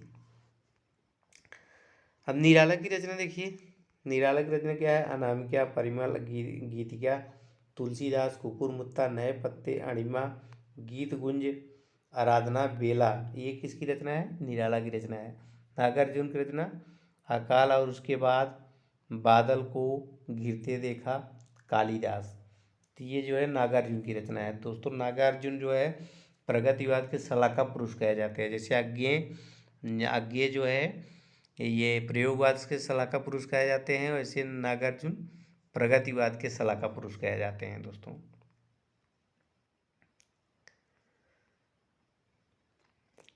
आइए अगला क्वेश्चन देखते हैं। अगला क्वेश्चन है सर्वश्रेष्ठ दयाल सक्सेना की रचनाएं हैं। तो सर्वश्रेष्ठ दयाल सक्सेना की रचनाएं कौन सी हैं? जादू की कविता व 7 भाइयों के बीच, ये इनकी रचना नहीं है। आमने सामने व आत्मजयी, ये किसकी रचना है? तो ये कुंवर नारायण की रचना है। सतरंगे पंखों वाली, तालाब की मछलियाँ, ये किसकी रचना है? नागार्जुन की रचना है। एक जो है सूनी नाव व जंगल का दर्द। तो जंगल का दर्द किसको हुआ था दोस्तों? तो जो प्रेमी प्रेमिका थे उनको हुआ था। तो ये सर्वश्रेष्ठ दयाल की रचना है। तो यहाँ पे डी सही है। तो यहाँ पे डी सही है। देखिए दोस्तों यहाँ पे कह रहा है जादू नहीं कविता, ये किसकी रचना है? कात्यायनी की रचना है। 7 भाइयों के बीच चंपा, ये भी कात्यायनी की रचना है। आमने सामने, ये कुंवर नारायण की रचना है। और आत्मजयी, ये भी कुंवर नारायण की रचना है। आगे देखिए सतरंगे पंखों वाली नागार्जुन की रचना है। तालाब की मछलियाँ, ये भी नागार्जुन की रचना है। आइए अगला क्वेश्चन देखते हैं। देखिए नई कविता के तीसरे सप्तक के कवि कौन हैं? तो तीसरे सप्तक के कवि कौन है? तो केदारनाथ में दोस्तों हमारी कीर्ति पताका लहराएगी केदारनाथ में। तो यहाँ पे ये ऑप्शन इज करेक्ट ऑप्शन। तो यहाँ पे देखिए दोस्तों, यहाँ नई कविता के तीसरा सप्तक के कवि केदारनाथ सिंह हैं। अब देखिए कुंवर नारायण, कीर्ति चौधरी, मदन वात्स्यायन, सर्वश्रेष्ठ दयाल, प्रयाग नारायण त्रिपाठी, विजय देव नारायण शाही, ये क्या है? तीसरे सप्तक के कवि हैं। और तीसरे सप्तक प्रकाशन वर्ष कब है? 1959 है। तो आइए अगला देखते हैं। और सभी के संपादक कौन रहते हैं? अज्ञेय रहते हैं चारों के।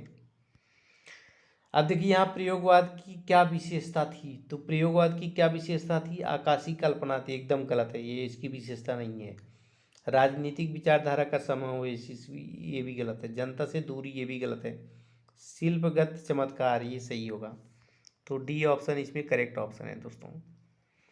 तो यहाँ पे देखिए स्टेटमेंट में क्या कहा गया है? प्रयोगवाद की निम्नलिखित विशेषता है: शिल्पगत चमत्कार, अहमवादी व्यक्तिवाद, नग्न यथार्थवाद, अतिबौद्धिकता, उपमानों की नवीनता, निराशावाद, अलंकार तथा छंद विधान, ये प्रयोगवाद की विशेषता है। आइए अगला क्वेश्चन देखते हैं। देखिए अगला क्वेश्चन में प्रयोगवादी काव्यधारा में कुछ ऐसे कवि भी हैं जो विचारों से समाजवादी और संस्कारों से व्यक्तिवादी हैं। जैसे वो कौन है? तो दोस्तों शमशेर बहादुर सिंह, नरेश मेहता, मुक्तिबोध अज्ञेय, त्रिलोचन और भवानी प्रसाद मिश्र, रंगे राघव और धर्मवीर भारती। तो यहाँ पे ये दोस्तों इसमें से कौन सा ऑप्शन सही है? तो ए ऑप्शन, शमशेर बहादुर सिंह और नरेश मेहता। तो आइए स्टेटमेंट में देखते हैं। देखिए प्रयोगवादी काव्यधारा में कुछ ऐसे कवि हैं जो विचारों से समाजवादी हैं और संस्कारों से व्यक्तिवादी हैं। जैसे शमशेर बहादुर सिंह और नरेश मेहता, ये जो है ना, ये क्या है? समाजवादी और संस्कार, ये जो है विचारों से समाजवादी लगते हैं और संस्कारों से व्यक्तिवादी लगते हैं। तो आइए अगला क्वेश्चन देखते हैं दोस्तों। यहाँ आप देखिए कह रहे हैं रिक्त पंक्तियों को भरिए, रिक्त पंक्तियों को भरिए। तो इसमें 4 ऑप्शन दिया है, तो इसमें क्या भरा जाएगा, तो आइए देखते हैं। यहाँ पे कह रहे हैं मैं ब्रह्म राक्षस का सजल उर शिष्य होना चाहता, जिसके कि उसका यह अधूरा कार्य संगत पूर्ण निष्कर्षों से तलक पहुँचा सकूँ। तो उसकी चेतना का स्रोत, फिर आगे जो है बी ऑप्शन में क्या है, उसकी वेदना का स्रोत, उसकी आत्मा का श्लोक पूर्ण रूप से सांस रोक कर। तो उसकी वेदना का स्रोत, बी ऑप्शन इसमें करेक्ट ऑप्शन है दोस्तों। यहाँ पे देखिए, यहाँ पे स्टेटमेंट में दिया गया है कि मैं ब्रह्म राक्षस का सजर और शिष्य होना चाहता, जिसके कि उसका अधूरा कार्य उसकी वेदना का स्रोत, यहाँ देखिए यही भरना था, उसकी वेदना का स्रोत संगत पूर्ण निष्कर्षों तलक पहुँचा सकूँ। उक्त जो है यहाँ पे विकल्प बी सही है, उसकी वेदना का स्रोत। तो आइए अगला क्वेश्चन देखते हैं। ये जो है ना ब्रह्म राक्षस कविता मुक्तिबोध की कविता है, उससे उत्कृष्ट है दोस्तों। अगला क्वेश्चन है कि कविता और कवि का नाम लिखिए, कविता और कवि का नाम लिखिए। तो रेत का विस्तार, नदी जिसमें खो गई, कृष धार। तो ये किसकी रचना है, तो दोस्तों ये रचना है नदी के दीपांगे की रचना है। तो यहाँ पे देखिए बी ऑप्शन इसमें सही है दोस्तों। तो यहाँ पे देखिए अंतः सलीला अज्ञेय की रचना है, अंतः सलीला से ये पंक्तियाँ ली गई हैं। तो यहाँ पे स्टेटमेंट में क्या दिया गया है, रेत का विस्तार, नदी जिसमें खो गई, कृषधार। उक्त काव्य पंक्ति जो है लेखक अज्ञेय है, यह है उनकी कविता अंतः सलीला से ली गई, अंतः सलीला से उत्कृष्ट है, उत्कृष्ट है दोस्तों ये अंतः सलीला से। आइए अगला क्वेश्चन देखते हैं। तो क्या कह रहे हैं, कवि और कविता का नाम लिखिए। कह रहे हैं इनमें इतने में हंसी में से अजीब करा सा कोई निकल भागा, भरे दरबार आम में मैं भी संभल जागा। तो ये कौन, ये किसकी रचना है, तो यह दीप अकेला है, ब्रह्म राक्षस मुक्तिबोध, गलती जो है भूल गलती मुक्तिबोध, यह दीप अकेला, अज्ञेय कुकुर मुत्ता निराला। तो ये दोस्तों बी है, भूल गलती मुक्तिबोध। तो यहाँ पे बी ऑप्शन करेक्ट ऑप्शन है। तो यहाँ देखिए इतने में हंसी में से अजीब करा सा कोई निकल भागा, भरे दरबार आम में मैं भी संभल जागा। ये उक्ति पंक्तियाँ किसकी है, भूल गलती, ये किसकी रचना है, तो ये अज्ञेय की रचना है दोस्तों, ओ सॉरी मुक्तिबोध की रचना है, कविता है।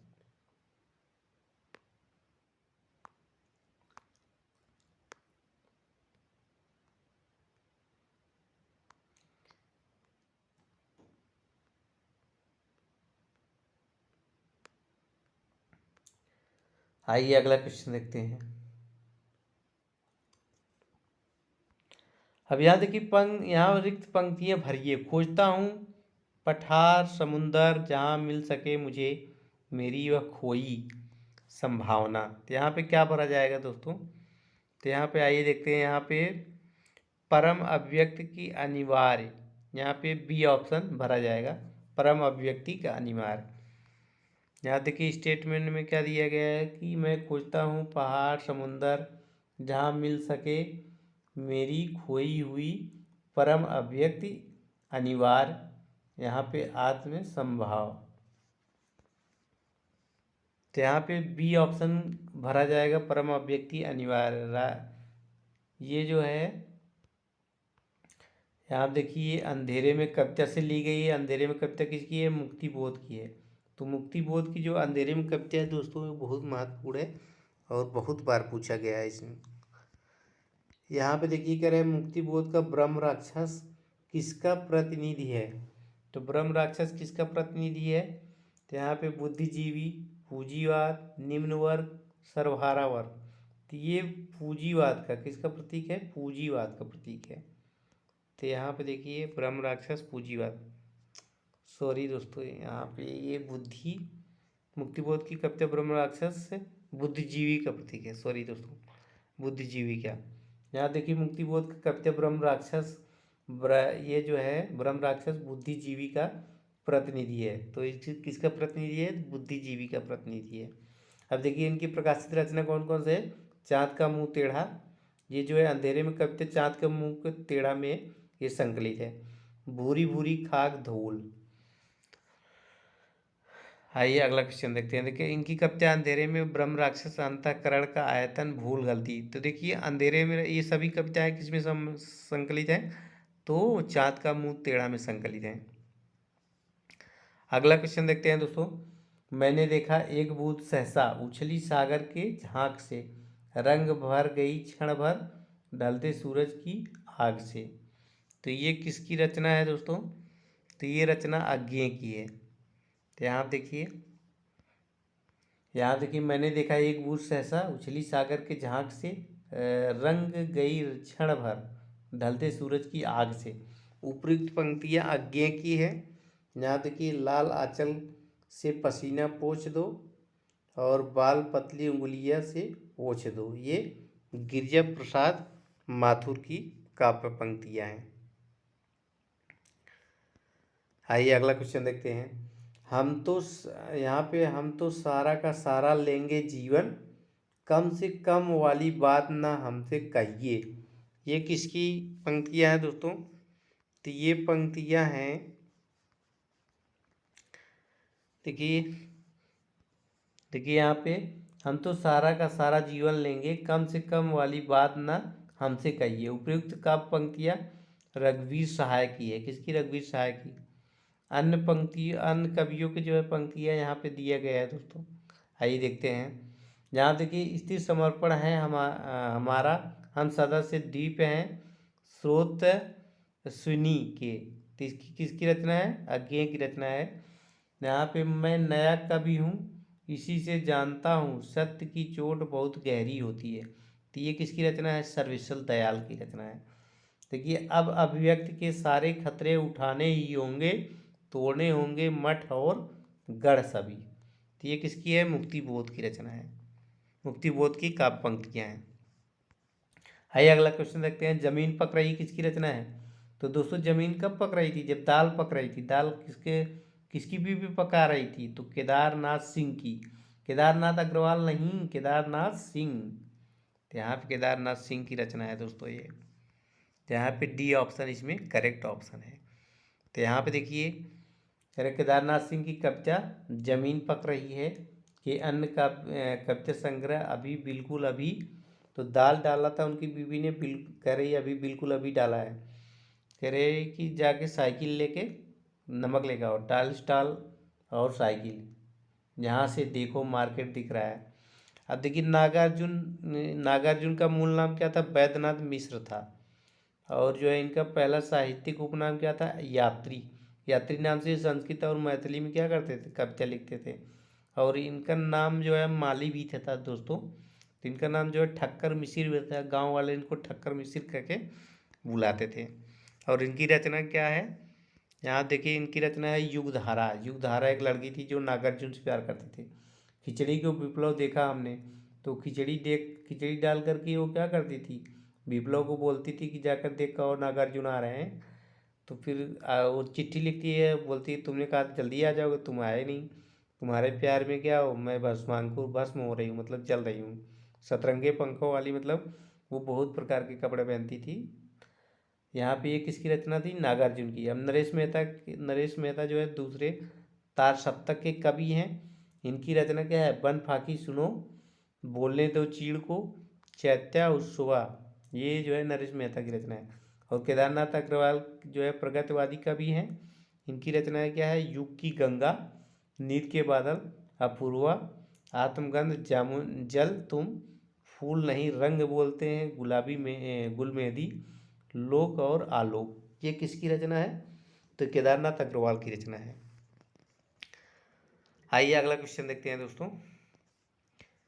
देखिए अगला क्वेश्चन है कि गीत फरोश में कवि क्या कहना चाहता है। तो गीत फरोश में कवि क्या कहना चाहता है, कवि के लिए सुनहरे अवसर बहुत हैं, दूसरे के मान यहाँ पे मनमाफिक कविता लिखने को बेचैन के लिए कवि विवश है, कवि पैसे के लिए गीत लिखता है। और आगे देखिए, आगे क्या है, कवि ज्ञान और संवेदना का से हीन हो जाता है न। तो यहाँ पे बी ऑप्शन करेक्ट है, क्योंकि दूसरे के मनभावी कविता लिखने के लिए बेचैन कवि विवश है, तो यही बी ऑप्शन इसमें करेक्ट ऑप्शन है। यहाँ देखिए गीत फरोश के में कवि कहना चाहता है कि दूसरे के मनमाफिक कविता लिखने के लिए कवि क्या है, कवि मतलब कविता लिखने और बेचने के लिए विवश है। तो यहाँ पे गीत फरोश जो भवानी प्रसाद मिश्र की ये रचना है। अब देखिए भवानी प्रसाद मिश्र की और रचनाएं क्या हैं, चकित है दुख, अंधेरे में कविताएं, गाधी पंचसती, बुनी हुई रस्सी और इदम नमम और संप्रति इत्यादि, ये सब जो है भवानी प्रसाद मिश्र की रचनाएं हैं। तो आइए दोस्तों अगला क्वेश्चन देखते हैं। देखिए अगला क्वेश्चन क्या है, हिंदी कविता में प्रयोगवाद का प्रवर्तन किस काव्य का संकलन से माना जाता है। तो प्रयोगवाद किस काव्य संकलन से माना जाता है, तो ये तार सप्तक से। कहाँ से, तार सप्तक को 1943 से तार सप्तक जो है प्रकाशित होता है, तो यहीं से प्रयोगवाद माना जाता है दोस्तों। आइए अगला क्वेश्चन देखते हैं।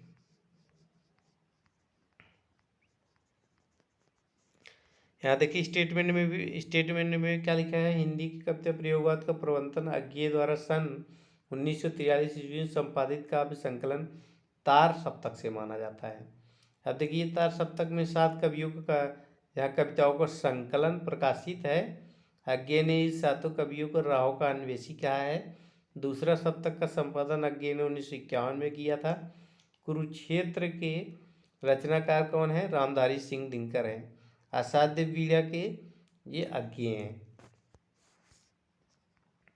आइए अगला क्वेश्चन देखते हैं। अगला क्वेश्चन में क्या है, निम्नलिखित रचनाओं में से कौन सी कुंवर नारायण जी की लिखी रचना है। तो कौन सी कुंवर नारायण की लिखी रचना है, तो यहाँ देखिए पारो, मेरा साक्षात्कार, बात की बात, और इसके बाद चौथा क्या दिया है, इमृतियाँ। तो यहाँ पे कुंवर नारायण की रचना कौन सी है, तो मेरे साक्षात्कार। तो कुंवर नारायण उसमें देखिए जब कुरुक्षेत्र में जब मतलब वो पूछते हैं, क्या कौन रहता है जो उनके गुरु रहते हैं दोस्तों, तो पूछते हैं कि तुम कौन हो, मतलब यहाँ पे उनका इंटरव्यू ले रहे थे। जो इनका अर्जुन का बेटा था अभिमन्यु, उससे पूछते हैं कि तुम कौन हो, तो कह रहे तुम्हारा परिचय, मतलब साक्षात्कार ले रहे हैं, मतलब इंटरव्यू ले रहे हैं। यहाँ पे देखिए स्टेटमेंट में क्या दिया गया है कि मेरे साक्षात्कार कुंवर नारायण जी की रचना है।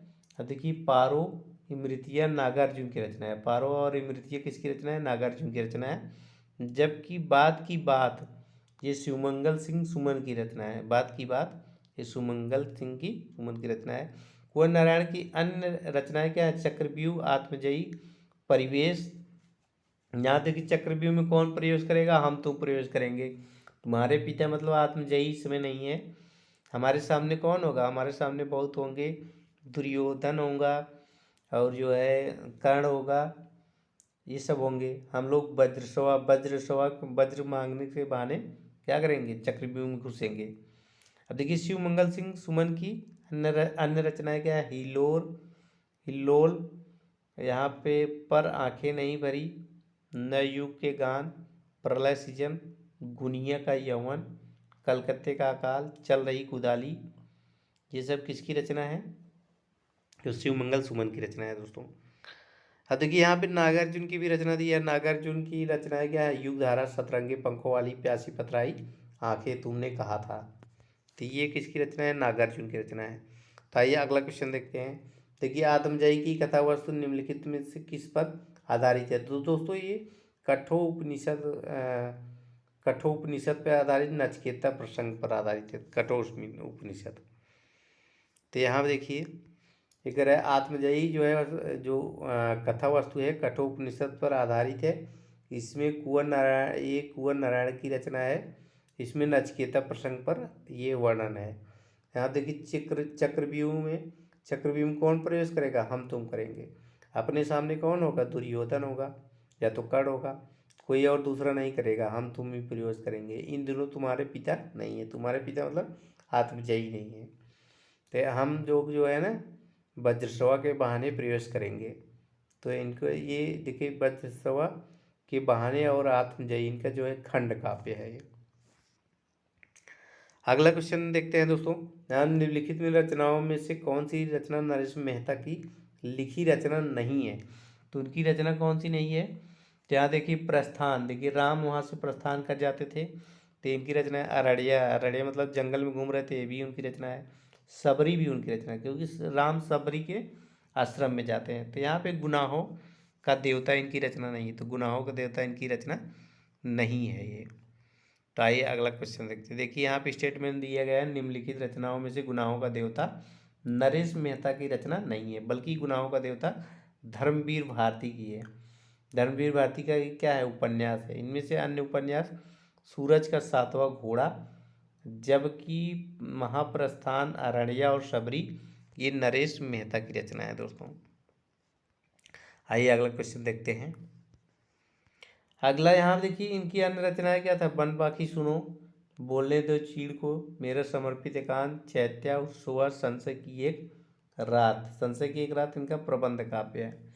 अब देखिए शमशेर बहादुर सिंह द्वारा यहाँ पे दो आब किस विधा की कृति को कहा गया है। दो आब जो है किस विधा को कहा गया है, तो यहाँ से कहानी की समीक्षा के काव्य को, उपन्यास को, तो यहाँ पे देखिए किसको कहा गया है, तो यहाँ शमशेर बहादुर सिंह द्वारा दो आब काव्य विधा को कहा गया है। कौन सी विधा को, काव्य विधा को।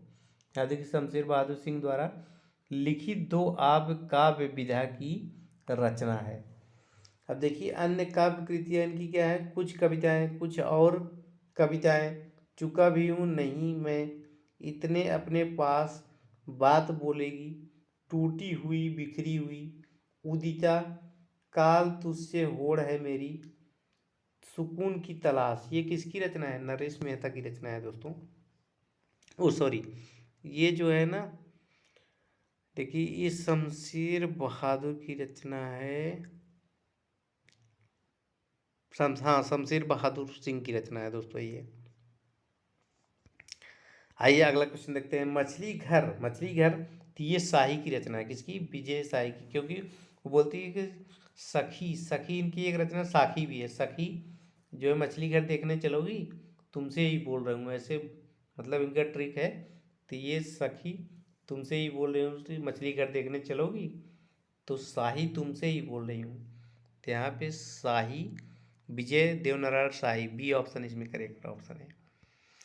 तो यहाँ पे देखिए यहाँ मछली घर जो है काव्य संग्रह संपादक कौन है, विजय देव नारायण शाही है। इनकी जो है अन्य काव्य संग्रह है सखी, देखिए साखी, तो यहाँ पे हमने बनाया सखी। यहाँ देखिए जो है तुम मछली घर देखने चलोगी, तुमसे ही बोल रही हूँ, यहाँ देखिए तुमसे ही मतलब संवाद, तुमसे ही बोल रही हूँ। जबकि लक्ष्मीकांत वर्मा ने यहाँ पे अतुकांत, तीसरा पक्ष, तथा धर्मवीर भारती ने अंधा युग कानुप्रिय नाम काव्य संग्रह संपादन किया है। आइए अगला क्वेश्चन देखते हैं। अब यहाँ पे देखिए कह रहा है कि गजानन माधव मुक्तिबोध की रचना चाँद का मुंह टेढ़ा में से कौन सी कविता संकलित नहीं है।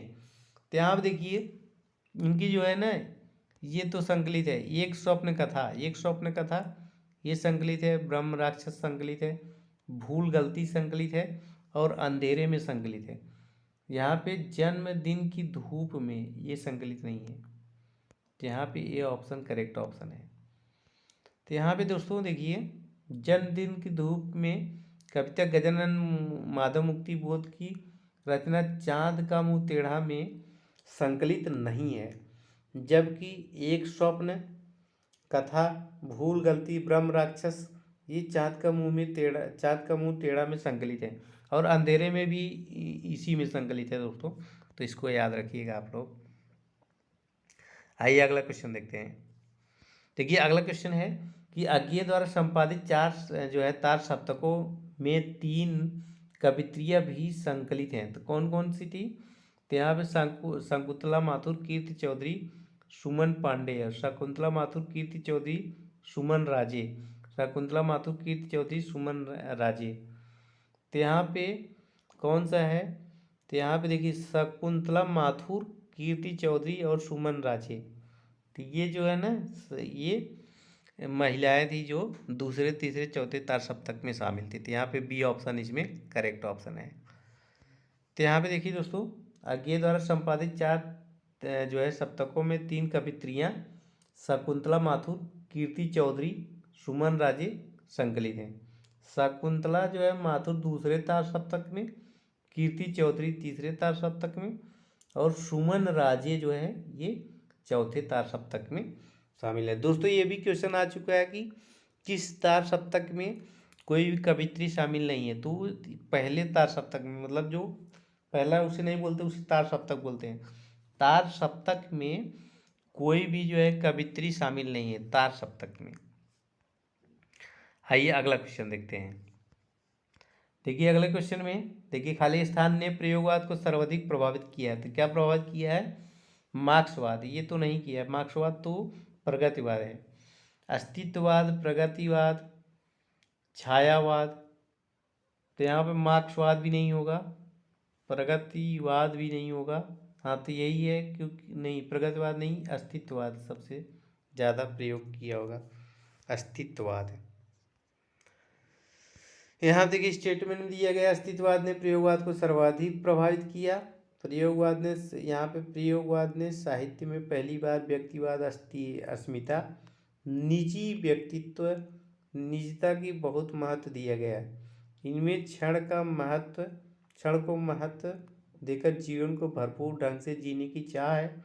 प्रयोगवादी का भी जो है व्यक्तित्व प्रेम की सहज स्वीकृति पर बल देता है। तो ये याद रखिएगा दोस्तों। आइए अगला क्वेश्चन देखते हैं। देखिए अगला क्वेश्चन में क्या है? अगला क्वेश्चन बोल रहा है फंतासी के बारे में कौन सा वक्तव्य सही नहीं है। तो कह रहा है फंतासी का प्रयोग यथार्थ सृष्टि के निषेध के लिए होता है। तो फंतासी का प्रयोग यथार्थ सृष्टि के निषेध के लिए होता था, यही तो गलत है।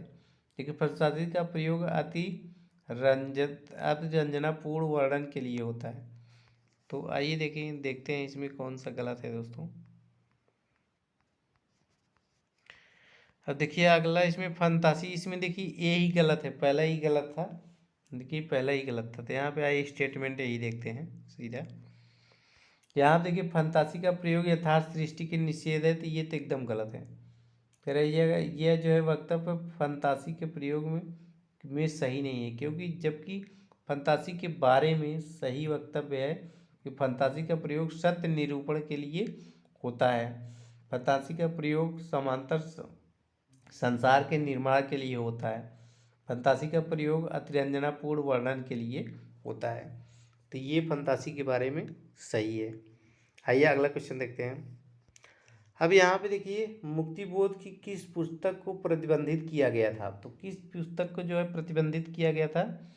यहाँ पे देखिए, यहाँ पे विपात्र, एक साहित्य की डायरी, चाँद का मुँह टेढ़ा, भारत इतिहास और संस्कृत।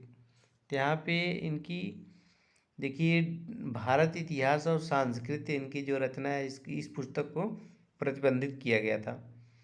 आइए देखते हैं। यहाँ देखिए मुक्तिबोध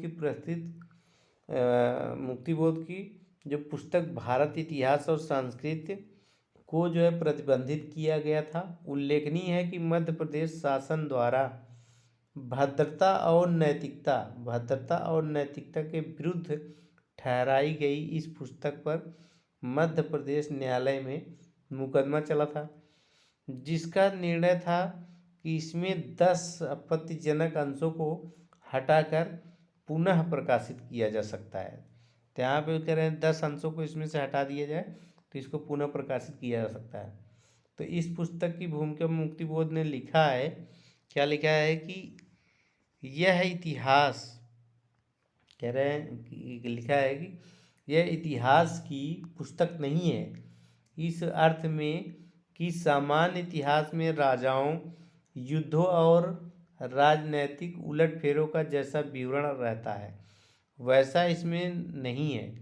युद्धों और राजवंशों के विवरण में न अटक कर मैंने अपने समाज और उसकी सांस्कृतिक विकास पथ पर अंकित किया है।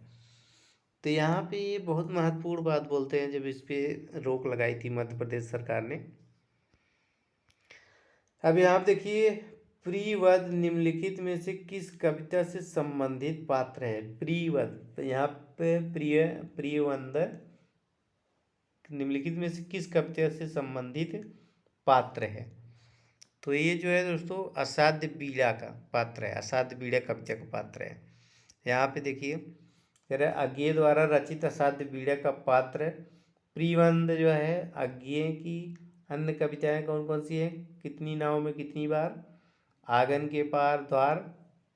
देखिए आंगन के पार द्वार जो है ना, इनको साहित्य अकादमी पुरस्कार मिला है, और कितनी नावों में कितनी बार इनको जो है ज्ञानपीठ पुरस्कार मिला है।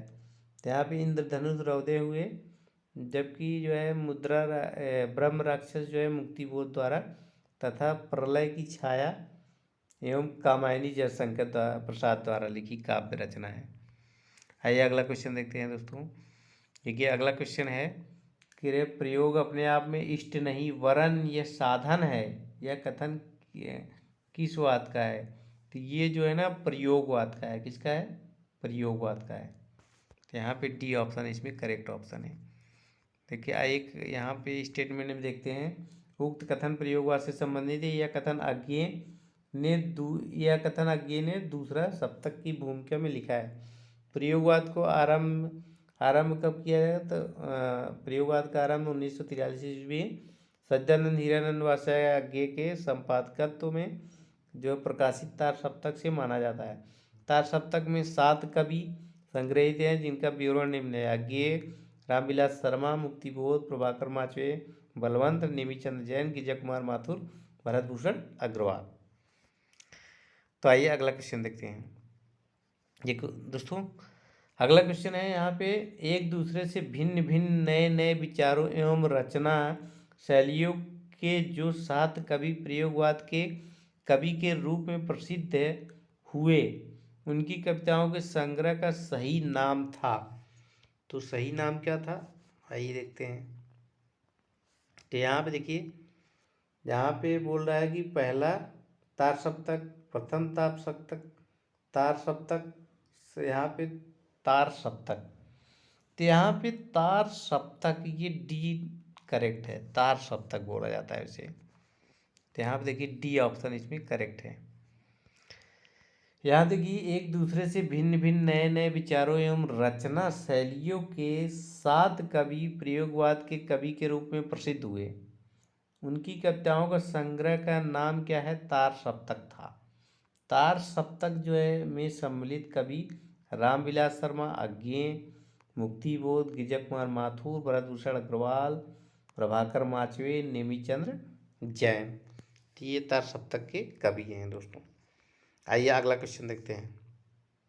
देखिए अगला क्वेश्चन है, प्रयोगवाद का जन्म छायावाद और किसकी रूढ़ियों की प्रक्रिया में हुआ था? तो यहाँ पे देखिए, जो प्रयोगवाद का जन्म जो है ना, ये छायावाद और प्रगतिवाद की रूढ़िवादियों को दूर करने के लिए हुआ था। छायावाद और प्रगतिवाद। तो यहाँ पे सी ऑप्शन इसमें करेक्ट ऑप्शन है दोस्तों। यहाँ तक स्टेटमेंट में प्रयोगवाद का जन्म छायावाद और प्रगतिवाद की रूढ़ियों की प्रक्रिया में हुआ था। 1918 से 1936 के कालखंड को हम लोग क्या छायावाद के नाम से जानते हैं। 1936 से 1943 के बीच कालखंड को हम प्रगतिवाद के नाम से जानते हैं, और 1943 से 1953 को हम कालखंड को हम प्रयोगवाद के नाम से जानते हैं। फिर 1953 के बाद से क्या आता है? नई कविता का दौर आता है। तो यहाँ पे इस तरह से है दोस्तों। आइए अगला क्वेश्चन देखते हैं। देखिए अगला क्वेश्चन में है, भवानी प्रसाद मिश्र की कविता किस सप्तक में है? तो भवानी प्रसाद जो है इन्हें दूसरे सप्तक के कवि हैं। तो इनका दूसरे सप्तक में इनकी से कविताएँ होंगी। तो यहाँ पे बी ऑप्शन इसमें करेक्ट ऑप्शन है। तो यहाँ देखिए भवानी प्रसाद मिश्र की कविताएँ दूसरे तार सप्तक में संग्रहित हैं। दूसरे तार सप्तक का प्रकाशन 1911 में। भवानी प्रसाद मिश्र को सहजता का कवि माना जाता है।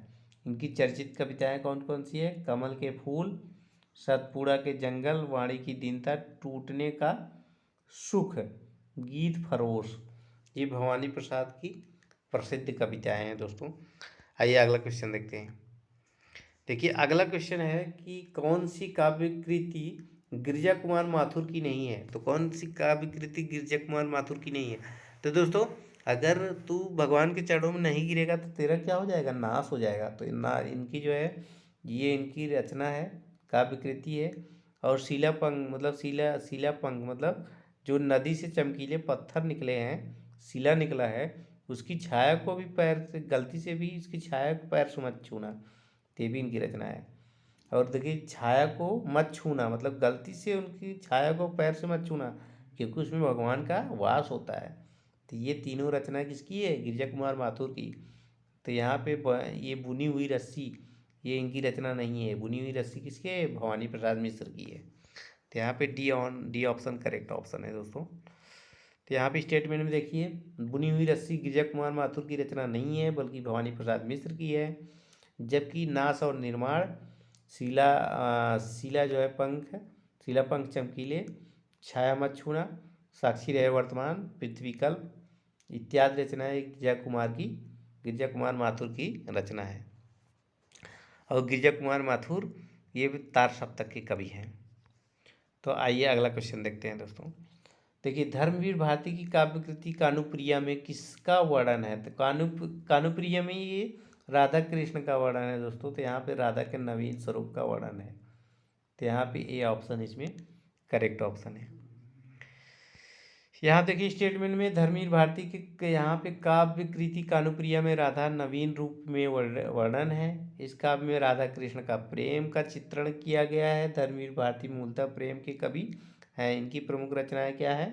ठंडा लोहा, अंधा युग, कनुप्रिया, सात गीत वर्ष, देशांतर, इनकी जो है रचनाएं हैं। तो आइए अगला क्वेश्चन देखते हैं। देखिए अगला क्वेश्चन है दोस्तों, यहाँ पे हमें प्रयोगवादी कहना उतना ही सार्थक या निरर्थक है जितना हमें कवितावादी कहना। उक्त कथन किसका है? सच्चिदानंद, नित्यानंद, वात्स्यायन, अज्ञेय का कि गजानंद माधव मुक्ति बोध का? तो इसमें दोस्तों ये अज्ञेय का ही जो है कथन है।